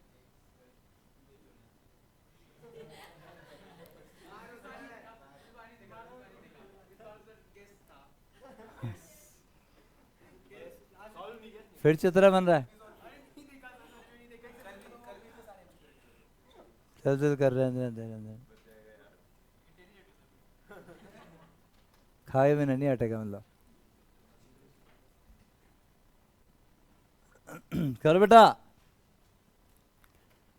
h height above जो g की value है वही x डेप्थ बिलो है, x और h के बीच का रिलेशन फटाफट निकालो।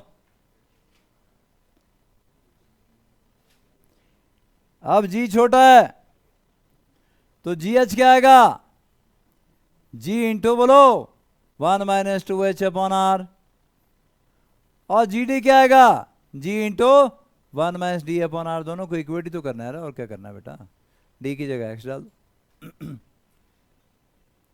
अब वो बोलता है कि h हाइट ऊपर जितनी g की वैल्यू है gh है उतना ही gd है, तो यार बच्चा gh का फॉर्मूला लिखो, gd का फॉर्मूला लिखो,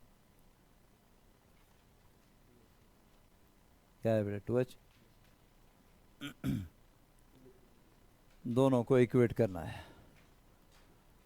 है डी इक्वल टू एच, यही था ना बेटा, G minus D H equal to आ गया, जी माइनस जी डी आ गया, change in value of G पूछा था उसने है ना, तो change in value of G minus G H 2h upon are into G के बराबर, जी माइनस फ्रैक्शनल चेंज था ना बेटा, G minus G H upon G 2h upon R, तो जी माइनस जी एच आ गया, जी माइनस जी डी आ गया, ये बोला दोनों बराबर हैं, बराबर तो इक्वेट करो, डी इक्वल जी इक्वल 2h आ गया।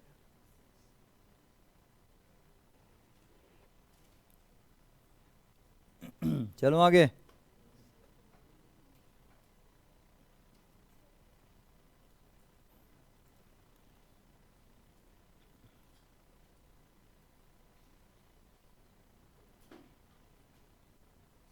हो गया, चलो भाई अगला करो, ये भी देख लिया।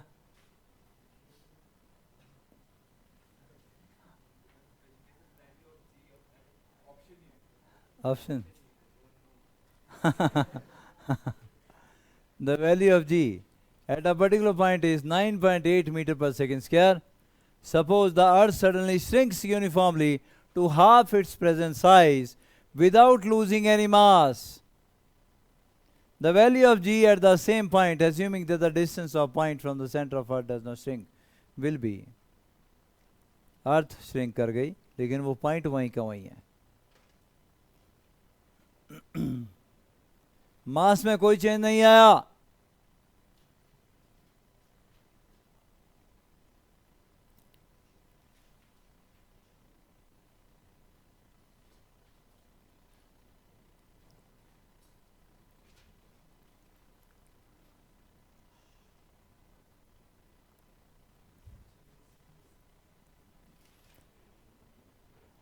Assume that the point is outside the earth. पहले assume कर लो।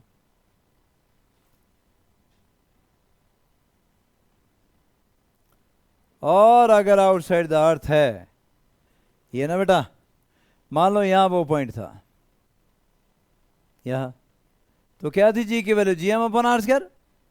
लेकिन अर्थ आधा पे श्रिंक कर गया जाके, लेकिन मास तो नहीं ना चेंज हुआ यार, तो मास तो सेंटर ऑफ मास पे रहेगा ना, और उस पॉइंट का डिस्टेंस भी आर ही रहेगा, वो थोड़ा चेंज हुआ है।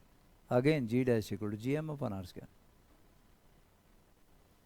अगर पॉइंट बाहर है ना बेटा, और अर्थ हाफ द रेडियस पे श्रिंक कर गई, लेकिन मास चेंज नहीं हुआ, मास वही है, तो सेंटर ऑफ मास तो वही रहेगा, और जो पॉइंट है उसका डिस्टेंस पहले भी आर था, अब भी आर है। स्मॉल कैपिटल आर की जगह स्मॉल आर ले लो, ऊपर ले लो उसको, थोड़ा कोई दिक्कत। हाँ, पर अगर अंदर होगा पॉइंट ना, फिर फर्क पड़ेगा। अगर वो पॉइंट अंदर था फिर फर्क पड़ेगा, पहले जी की वैल्यू कुछ और होगी, बाद में जी की वैल्यू कुछ और होगी। लेकिन अगर बाहर है पॉइंट तो कोई फर्क नहीं पड़ेगा।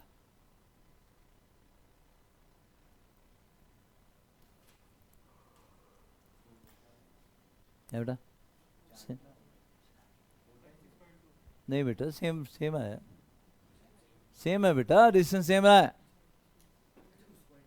उस पॉइंट का डिस्टेंस चाहिए ना, वो तो सेम रहा, वो थोड़ा बदला। आप कैपिटल ना बोलो, आप स्मॉल आर बोलो, उस डिस्टेंस को मान लो वो बाहर था, ऐसे। तो एक्सटर्नल पॉइंट के लिए कोई फर्क नहीं पड़ने वाला। मान लो कि वो पॉइंट यहाँ था और उसका डिस्टेंस आर था, तो बेटा मास तो यही है ना, पॉइंट तो वहीं रहा ना, आर भी वही है, मास में भी कोई फर्क नहीं पड़ा। तो यहां भी g M upon small are square, और यहां भी g M upon small are square remain the same. अगर उसके पॉइंट नहीं तब भी सेम रहता, रेडियस श्रिंक हो गया। अगर अंदर होता तो चेंज होता।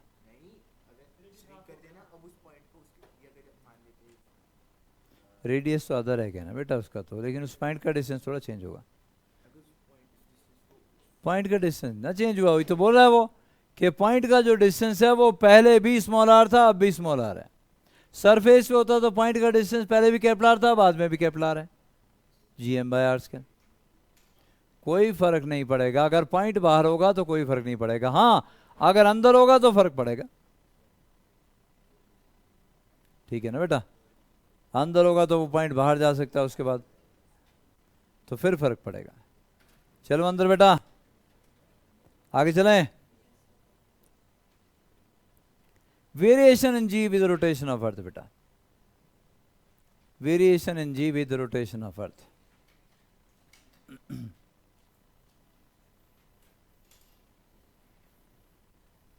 Variation in ji with rotation of earth.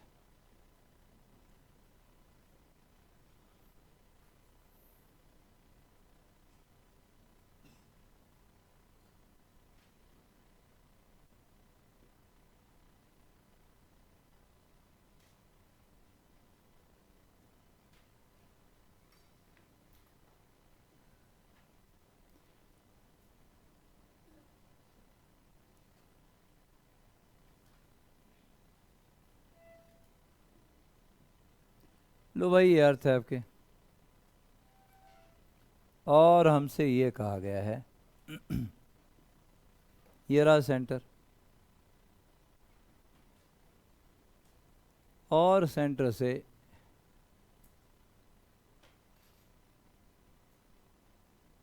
ये रही एक और लाइन,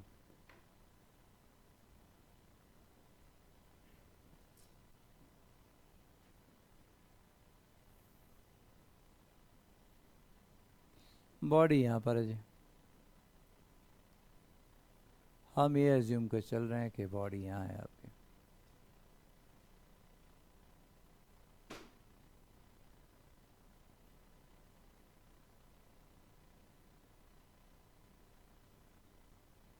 चलिए, बॉडी कौन सी? तुम यहाँ हो बेटा, ये तुम हो, और तुम्हारा मास कितना स्मॉल है। अर्थ हमेशा अपने सेंटर की तरफ बॉडी को अट्रैक्ट करती है। तो यहाँ अगर कोई बोले कि भाई अर्थ की फोर्स किधर को ऐड करेगी, तो अर्थ की फोर्स ऐसे है बेटा, कितनी mg, ये है ना बच्चा? हाँ, अर्थ की फोर्स ये रही और ये mg के बराबर है। पर यार अर्थ तो रोटेट भी कर रही है बेटा, अपने एक्सिस के राउंड है ना। अर्थ तो भाई रोटेट भी कर रही है, अपने इस एक्सिस के अराउंड रोटेट कर रही है। ठीक है बेटा?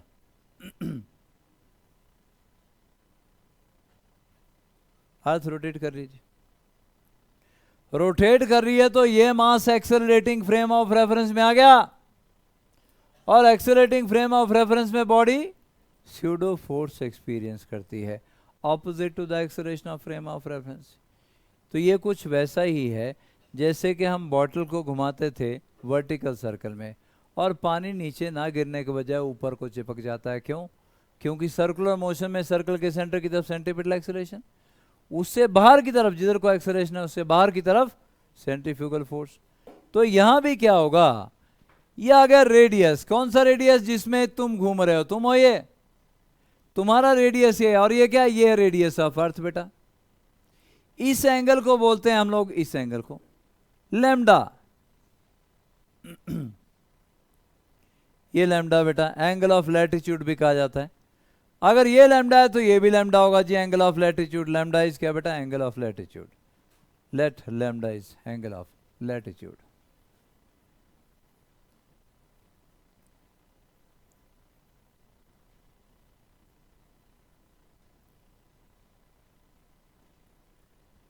और तुम घूम रहे हो भाई, ये केपलर, केपलर का कंपोनेंट लैम्डा की डायरेक्शन में, केपलर कॉस लैम्डा, मतलब ये जो स्मॉल आर है किसके बराबर है? केपलर कॉस लैम्डा के बराबर है। Small r capital R cos lambda के बराबर है, यहां तो कोई शक किसी को बेटा? क्या हम आगे बढ़े? अभी तो आर की बात हो रही थी, अब मैं फोर्स की बात करने लगा हूं। ठीक, mg अंदर की डायरेक्शन में, लेकिन स्यूडो फोर्स बाहर की डायरेक्शन में। कितनी? M are omega square. ये आर कितना है? R cos lambda, M R cos lambda into omega square बेटा, राइट? या ऐसा बोलो कि कितना आ गया G? M are omega square cos lambda, ये है ना बेटा? This is M are omega square cos lambda. तो इसकी वजह से mg पे क्यों फर्क पड़ेगा? पड़ेगा। क्यों? क्योंकि ये जो स्यूडो फोर्स है इसका एक कंपोनेंट इधर को भी तो ऐड करेगा। किधर को? इधर को भी तो ऐड करेगा। अगर ये एंगल आपका लैम्डा है अंदर वाला, तो यार बाहर वाला भी तो लैम्डा होना है बेटा। ये बाहर वाला, ये वाला क्या होगा? ये भी लैम्डा। और एम आर ओमेगा, इसका कंपोनेंट इस डायरेक्शन में क्या लिखो? M are omega square cos lambda into cos lambda, यही है ना बेटा? Cos lambda into cos lambda, cos के lambda, M are omega square. ऊपर वाला हटाता हूं थोड़ी देर के लिए, जगह बनाऊं। एम आर ओमेगा स्क्वायर बोलो कॉस स्क्वायर लैम्डा, यही है। अंदर वाली फोर्स कितनी है mg, बाहर वाली कितनी है? M are omega square cos square lambda. अरे वेट कम हो गया यार, जो वेट mg था अंदर की डायरेक्शन में, वो mg से थोड़ा कम हो गया, कितना m r में इसके cos का लैम्डा कम हो गया, ठीक। तो effective weight due to rotation of earth, effective weight of the body, effective weight of the body after considering the rotation.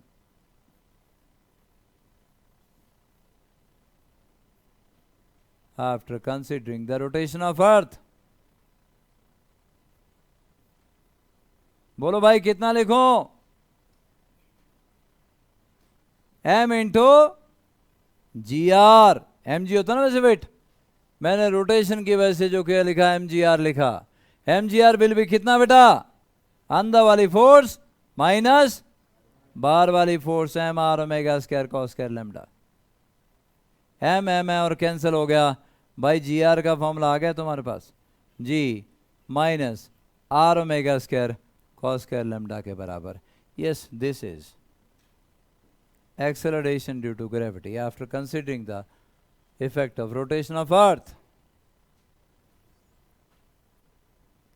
तो mg फोर्स अंदर की तरफ थी, बाहर की तरफ स्यूडो फोर्स आ गई, इफेक्टिव और स्यूडो फोर्स इतनी नहीं थी कि भगा के ले जाए, mg बड़ी थी, नेट फोर्स अंदर की तरफ रहेगी। अब अंदर वाली फोर्स माइनस बाहर वाली force equal net force, mgr बोला हमने उसको।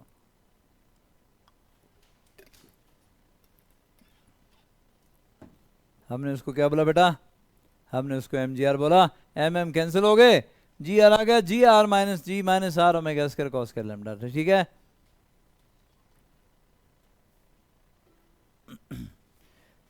gr भी g से छोटा है, अरे भाई surface of earth gm upon are square थी, हाइट पे चले जाएं तो g की वैल्यू कम हो जाती है, अंदर चले जाएं तो g की वैल्यू कम हो जाती है, रोटेशन का इफेक्ट कंसीडर करें तो g की वैल्यू कम हो जाती है।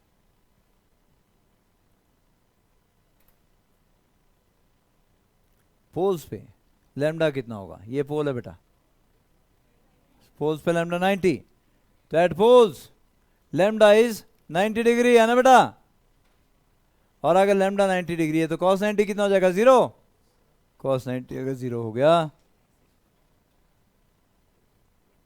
तो क्या बचा बेटा formula, G R equal to G, कोई फर्क नहीं, एक्सिस पे ही अगर बॉडी होगी तो उसके ऊपर रोटेशन का कोई फर्क नहीं पड़ता, लेकिन हाँ अगर इक्वेटर पे जाओगे तो लैम्डा कितना हो जाएगा,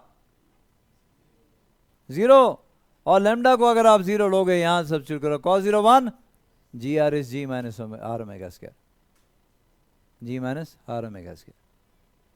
अगर यहाँ पे कोई आपसे पूछे कि जी माइनस जी आर बताओ कितना होगा, तो कितना होगा बेटा, r omega square, are radius of earth constant, omega angular velocity of earth वो भी कांस्टेंट 2 पाई बैठी, ओमेगा कैसे फाइंड आउट करोगे अर्थ का बताओ,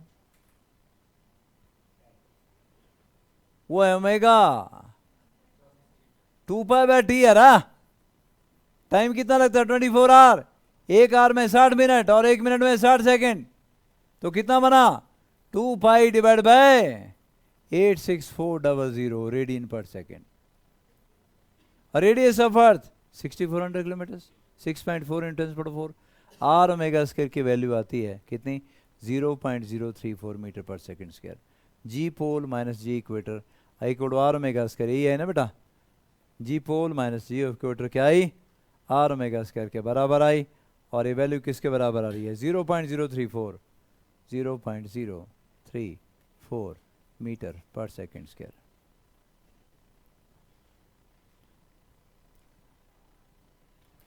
बहुत ज़्यादा फर्क नहीं है, रोटेशन का फर्क पड़ रहा है, पोल पे अलग है और इक्वेटर पे अलग है, लेकिन बहुत ज़्यादा कहाँ है यार, 0.034 मीटर पर सेकेंड स्क्वायर का फर्क है। जी की वैल्यू 9.8 है, अब 9.8 में से 0.034 माइनस कर दो या प्लस कर दो, क्या ज़्यादा फर्क पड़ गया, लेकिन अगर कोई पूछे फर्क पड़ता है, हाँ पड़ता है, लेकिन बहुत कम पड़ता है, 0.034 metre per second square, R omega square, are radius of earth, omega angular velocity of earth, R omega square product अगर आप निकालोगे तो नहीं ये नहीं, G R minus G, G R minus G बेटा ना, आर ओमेगा स्क्वायर है इसके बराबर, R omega square equal to यहाँ लिखता हूँ 0.034 metre per second square.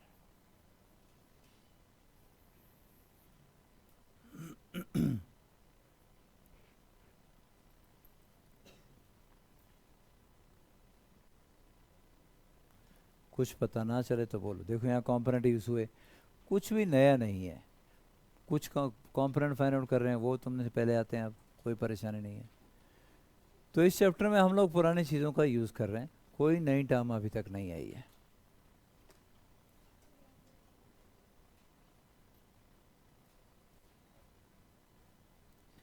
When body become weightless on equator, एक क्वेश्चन लिखो।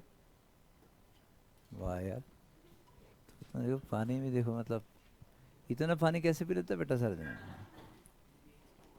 है? अच्छा एक्स्ट्रा वाटर। फिर स्टाइल देखो मैं देखा, मतलब ऐसे पकड़ा मैंने ऐसे करके, दोबारा पी के दिखा, ये देखो देखो ये पहले पहले क्या, पहले ऐसे किया, बोतल ऐसी थी ऐसे,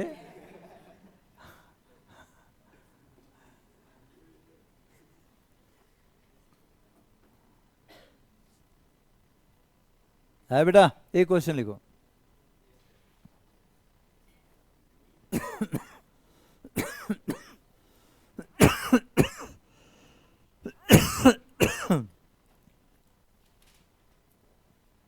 How much faster? How many times faster? How many times faster Earth must rotate? How many times faster Earth must rotate around its own axis?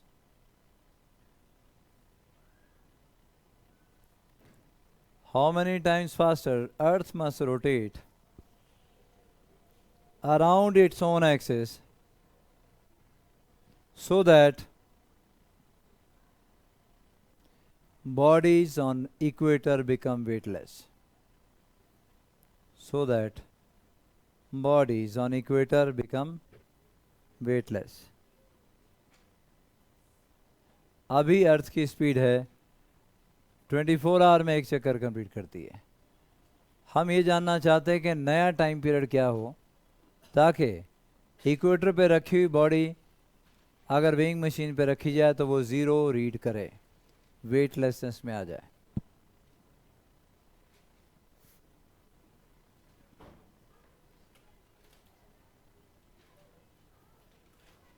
क्या समझे? mgr इक्वल 0, वेटलेसनेस का मतलब mgr 0, कहाँ? इक्वेटर पे। अरे यही तो है इक्वेटर की इक्वेशन। gr इक्वल 0, मास तो 0 नहीं ना होता, gr equal 0। So when body become weightless on equator, gr equal to 0. When body become weightless on equator, gr equal to 0. gr on equator become equal to 0. मतलब g equal to r omega square है ना बेटा। Omega dash, या ऐसा बोलो, omega पहले वाली angular speed थी, g minus are omega dash square equal to 0। भाई ओमेगा डैश आ गया कितना? g by r under root, पर ओमेगा डैश तो 2 पाई बाई टी डैश होगा, है ना? 2 pi by T dash. How many time faster the earth must rotate so the body become weightless. यह है नया ओमेगा। सुनना बेटा, ओमेगा डैश अपॉन ओमेगा कितना आएगा? T upon T dash, T upon T dash ना, ठीक। 2 पाई बाई टी होता है ओमेगा, ये है ना बेटा, T upon T dash. Time period पहले कितना? 24 आवर। नया टाइम पीरियड अगर निकल जाता है तो बात बन जाती है? और नया टाइम पीरियड निकल आया यहां से। नया टाइम पीरियड कितना ना आया भाई? टी डैश बोलो 2 pi under root g upon r, और ये आया 1.4 आर। कितना बेटा? 1.4 आर आएगा टी डैश जब आप जी की वैल्यू डालोगे 9.8, ठीक है। और आर की वैल्यू डालोगे 6400 किलोमीटर, तो कितना आएगा? 1.4 आर के बराबर। आर बाई जी बेटा, उल्टा 2 pi under root R by G, R by G. देखते भी नहीं, कुछ ना बोलते। 2 pi under root R by G, और जब इसको सॉल्व करोगे तो ये आएगा 1.4 आर। तो ओमेगा डैश अपॉन ओमेगा कितना आ गया बेटा? बोलो भाई 24 divided by 1.4 approximately 17. Omega dash is approximately 17 times the omega. So if Earth start rotating 17 times faster than its present speed, equator पे सारी बॉडीज वेटलेसनेस में आ जाएंगे. So that is, if Earth start rotating, if Earth start rotating with a speed which is 17 times faster than its present speed, which is 17 times faster than its present speed,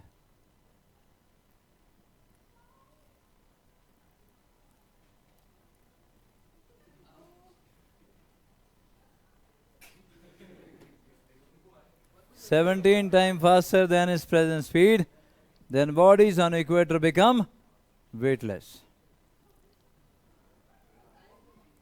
Oh, शर्म मत करो.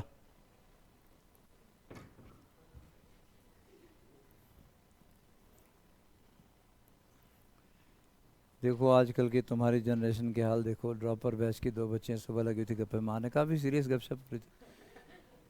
तो मैं कमरे में बैठा था बाहर, जोर जोर से, इतने के बाहर ग्राउंड पे आराम से सुनाई दे.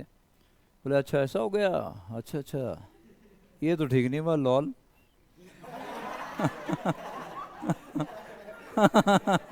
मतलब हंसने का टाइम भी नहीं है, वो भी अंग्रेजी में बोलना है.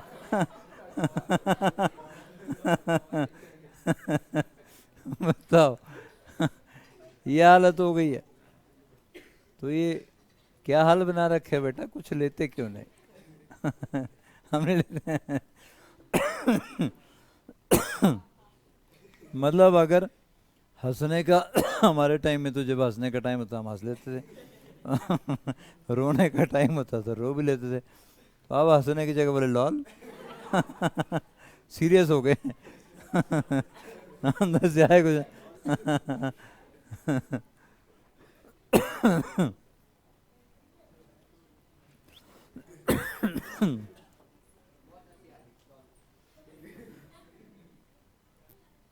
ज्यादा आ रही है. बोल बोल इलाज करते हैं. लॉल. आगे चलें.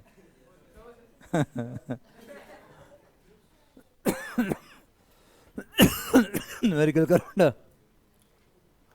2 spherical balls of mass 10 kg each are placed 10 centimeter apart. Find the gravitational force of attraction between them.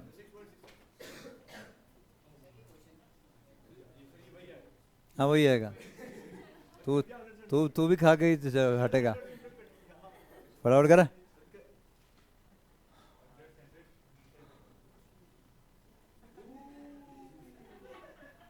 (6.67 into 10 power minus 11 G M1 M2 10 into 10 बेटा 100 अपॉन R स्क्वायर. 10 सेंटीमीटर मतलब 10 raise power minus 1. 10 raise power minus 1 का whole square तो 10 power minus 2 आ गया बेटा. तो ये आ गया 10 पावर 4 हो लिया और F आपके पास आ गया 6.67 into 10 raise power minus 7 Newton के बराबर. ये अगला भी करो. ये तो पहले कर लिया ना, ये पहले कर लिया हमने. बहुत बढ़िया जी, तुम बहुत तेज हो. कर लिया. 2 मासेस का है. हाँ किया, वो तो करना ही पड़ेगा. 10 सेंटीमीटर 10 पावर माइनस 1 मीटर हो गया ना बेटा. और माइनस 1 का whole square 10 raise power minus 2 हो गया. Lol.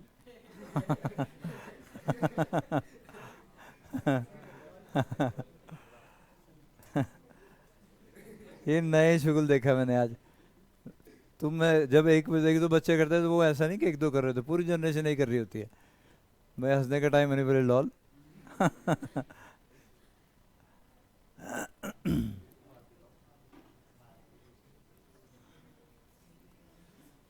If the radius of the earth was shrink by 1%, its mass remaining the same, what would happen to the acceleration due to gravity on the earth surface? क्या कर पाओगे? करो। 1%, 2% या 10% से कम का अगर परसेंटेज डिफरेंस दिया हो तो आप एरर मेथड यूज करते हो, डायमेंशनल एनालिसिस वाला जो था। एरर्स में नहीं किया था जो परसेंटेज एरर फाइंड आउट करने के लिए, 10% से कम का जब भी हो तो आप मजे से वो एरर मेथड यूज करिए, डायमेंशनल एनालिसिस और एरर में जो आपने सीखा था। जल्दी बताओ क्या आया?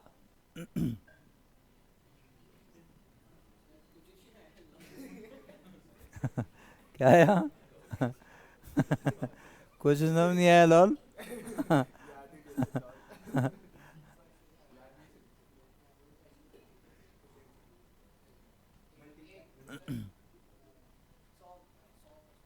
अबे लल्लू लाल, पहले फॉर्मूला तो लिख। जी होता है GM upon are square, g constant, उसमें कोई चेंज नहीं होगा, और श्रिंक हुआ है तो रेडियस में फर्क पड़ा है, मास भी चेंज नहीं हुआ है। तो क्या बोलते थे? Delta g upon g into 100, g में कोई चेंज नहीं, एम में कोई चेंज नहीं, twice of delta r upon are into 100। अब वो delta r upon are into 100 आपको दिया है, ठीक है? कितना दिया बेटा? Radius of the earth shrink by 1%, ये 1 दिया हुआ है, तो कितना आ गया? 2 इंटू 1, 2%। ऐसे बेटा, अब याद आया? जब भी परसेंटेज चेंज कहीं भी आपको लेस देन 10% दिया हो तो आप ये मेथड आराम से यूज करिए, पर ग्रेटर देन 10% होगा फिर प्रॉपर तरीका यूज करना पड़ेगा, delta g upon g into 100 निकालने का। अगला देखो, find the height over the earth surface at which the weight of a body become half of its value at the surface.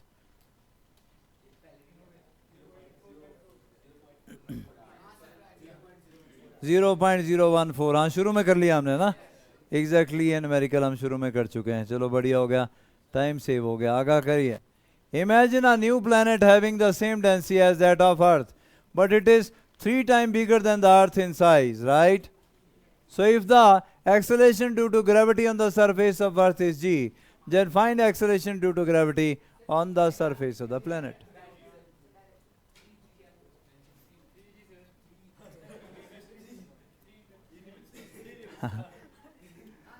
मतलब ऐसा क्या भी तू जीना नहीं चाह रहा है?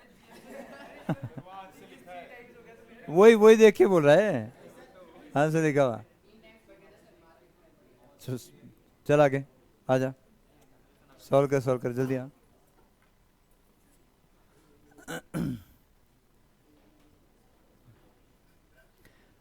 It is 3 times bigger than the earth size. If the acceleration due to gravity on the surface of earth is g, find acceleration due to gravity on the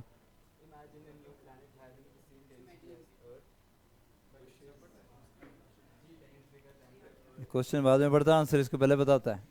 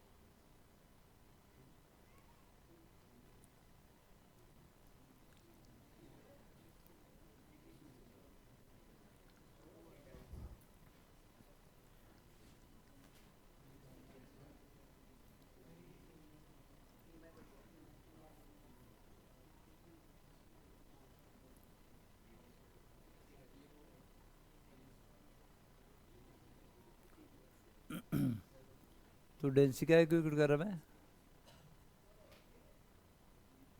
1 minute का, चल। Acceleration due to on the surface of Earth is g, then find the acceleration due to gravity on the surface of new planet. Density same, तो उसने density equate कर दी बेटा, और m dash निकालना पड़ना था तो इसने दिमाग से काम लिया क्योंकि मास अगर बड़ा हो गया तो फिर रेडियस बड़ा हो गया तो मास भी बड़ा होगा। 3 गुना बोला तो तेरी ऐसे वॉल्यूम नहीं बोला, 3 टाइम बिगड़ देता है अर्थ साइज। 3 यार, अब तेरी तो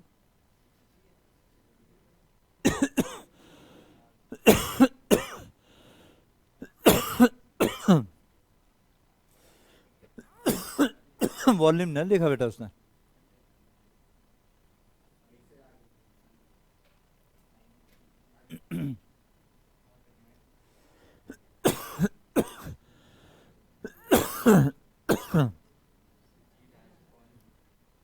आर भी तो चेंज हो गया लंपू।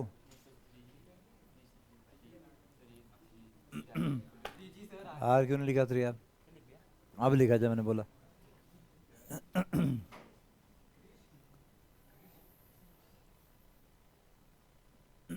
तो बेटा क्या बोलता है, पहले का GM अपॉन आर स्क्वायर, दूसरे का G डैश बोलो GM dash divided by 3R का होल स्क्वायर, या ऐसा बोलो GM dash divide by 9R square. लेकिन M डैश तो निकालना पड़ेगा ना, डेंसिटी सेम है ना। तो भाई अगर आप बोलो कि डेंसिटी सेम है तो पहले का mass M divide by 4/3 pi r cube, दूसरे का मास M डैश लेकिन वॉल्यूम है 4/3 पाई बोलो 3R का होल क्यूब, 4/3 पाई गया और R क्यूब भी चला जाएगा। M डैश आ गया 27M के बराबर। आया बेटा? आया भाई? और यहाँ सब्स्टिट्यूट कर दो आप, G into 27M divided by 9R square, कितना आया 3GM अपॉन आर स्क्वायर, कितना आया 3G के बराबर। ये आपका आंसर था। तो यहाँ इंपॉर्टेंट था कि आप मास का भी कंसिडर करो कि मास भी उसका बढ़ेगा। साइज बोला है तो हमने साइज ही लेना है, वॉल्यूम बोलता तो हमने वॉल्यूम लेना था। अपनी मर्जी से कुछ नहीं करेंगे। ठीक है बच्चों, आज मेरे ख्याल इतना ही कर रहे हैं हम लोग। थोड़ा समय है, थोड़ा सा है, 10 मिनट का टाइम है, थोड़ा सा बता दूं बस, थोड़ा सा बस वही चीज़ है, क्योंकि ग्रेविटेशन फ्रीक्वेंसी वही जो हमने कर लिया ना, एक्सेलरेशन ड्यू टू ग्रेविटी। सुनिएगा, हमने क्या किया, एक्सेलरेशन ड्यू टू ग्रेविटी बोला उसको, और अब क्या बोल रहे हैं, ग्रेविटेशनल फील्ड इंटेंसिटी। अगर अर्थ है ना बेटा तो बोलेंगे एक्सेलरेशन ड्यू टू ग्रेविटी, बोला ना मैंने, क्या अगर एक मास अर्थ हो तो हम ग्रेविटी वर्ड यूज करते हैं। लेकिन एक्सेलरेशन ड्यू टू ग्रेविटेशन बोलो या फिर ग्रेविटेशनल फील्ड इंटेंसिटी बोलो, एक ही बात है। मतलब अगर अर्थ के सिवा कोई और मास दुनिया का है, उसकी वजह से अगर एक्सेलरेशन निकाल रहे हो तो वो उसको क्या बोलते हैं, ग्रेविटेशनल फील्ड इंटेंसिटी। और इसको यूजुअली बुक्स में ई से रिप्रेजेंट या आई से रिप्रेजेंट करते हैं बेटा। तो मुझे नहीं पता तुम्हारी बुक में किससे किया है, चलो मैं आई से रिप्रेजेंट करता हूं। तो अगर हमारे पास बेटा मान लो कोई मास है, ये रहा हमारे पास मास, और इस मास को हम m बोले,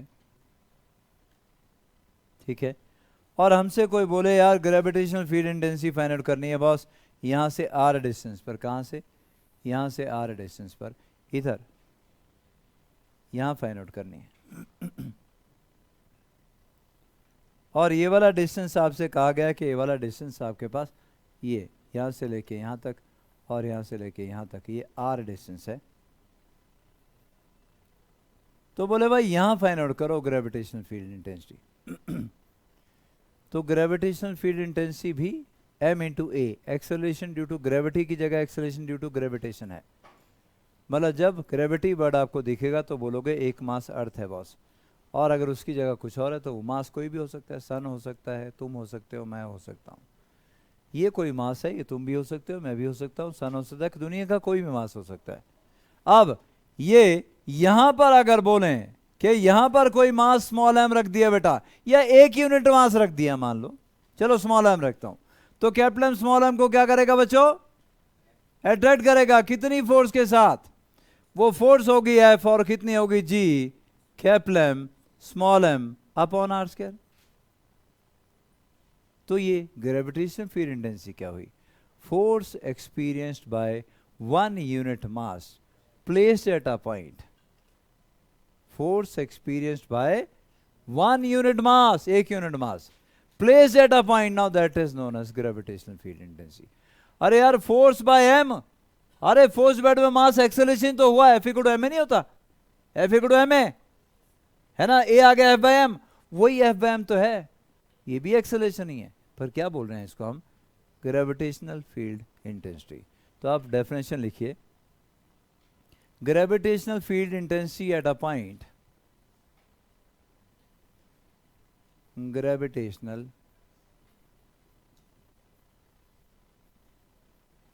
field intensity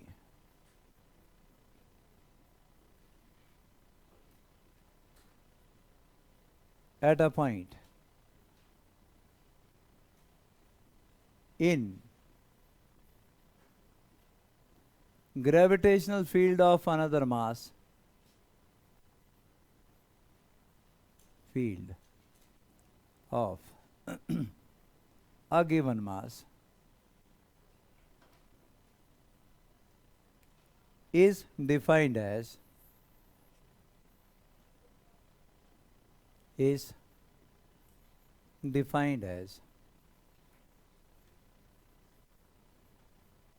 the force experienced by 1 unit mass placed at that point.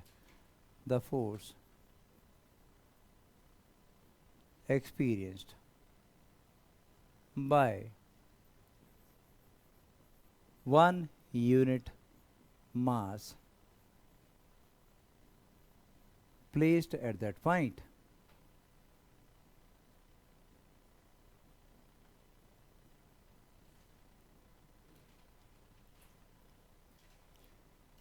Gravitational field word use किया, ये नया वर्ड है। याद रखें, दुनिया का हर मास अपने अराउंड स्पेस को मॉडिफाई करता है, दिखता नहीं हमें लेकिन वो मॉडिफिकेशन, लेकिन वो स्पेस मॉडिफाई हो जाता है। उस मॉडिफाइड स्पेस में कोई दूसरा मास जाएगा तो फोर्स ऑफ अट्रैक्शन एक्सपीरियंस करेगा। ये वैसे ही है जैसे दुनिया का कोई भी चार्ज अपने अराउंड स्पेस को मॉडिफाई करता है लेकिन वो दिखता नहीं है। उस मॉडिफाइड स्पेस को हम क्या बोलते हैं? Electric field. और जो मास मॉडिफाई करता है उसको क्या बोलते हैं? Gravitational field. उस मॉडिफाइड स्पेस में कोई दूसरा मास जाएगा तो वो फोर्स ऑफ अट्रैक्शन एक्सपीरियंस करेगा। क्या बोला? फोर्स एक्सपीरियंस बाय 1 यूनिट मास। ये तो मास m था लेकिन 1 यूनिट तो था नहीं, तो क्या बोलूंगा? स्मॉल m मास कितनी फोर्स एक्सपीरियंस कर रहा है बेटा? f। 1 यूनिट मास कितनी करेगा? f by m. अरे यही है भाई ग्रेविटेशनल फील्ड इंटेंसिटी। क्या? f by m. कितना आ गया? अरे ये भी तो वही आया यार, G M upon are square ही तो आया, बस अर्थ नहीं है यहाँ पे। बस अगर अर्थ होता तो इसको क्या बोलता है? Acceleration due to gravity. G M upon capital R square क्या था अर्थ के लिए? Acceleration due to gravity. ये भी तो G M upon are square है। दुनिया का कोई और मास अगर होगा उससे आर डिस्टेंस पर अगर आप एक्सेलरेशन ड्यू टू ग्रेविटी की तरह ही एक फिजिकल क्वांटिटी और निकालना चाहते हो तो ग्रेविटी वर्ड नहीं यूज करेंगे, क्योंकि ग्रेविटी अर्थ के लिए रिजर्व है। तो एक्सेलरेशन ड्यू टू ग्रेविटेशन भी बोल सकते हो और ग्रेविटेशनल फील्ड इंटेंसिटी भी बोल सकते हो। हाँ, ये वेक्टर क्वालिटी हुई ना, क्यों? फोर्स वेक्टर है। फोर्स क्या बेटा? वेक्टर है। तो फिर ग्रेविटेशनल फील्ड इंटेंसिटी भी तो वेक्टर हुई, f by m g M upon are square. और इसका यूनिट क्या आएगा? न्यूटन पर केजी या मीटर पर सेकंड स्क्वायर, एक ही बात है।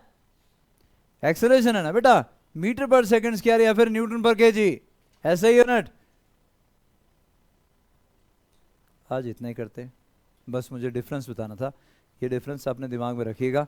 ग्रेविटी जहाँ दिखेगा वहाँ एक मास अर्थ है, और ग्रेविटेशन जहाँ बोलेंगे वहाँ कोई भी मास यूनिवर्स का हमारे साथ हो सकता है। Thank you ji.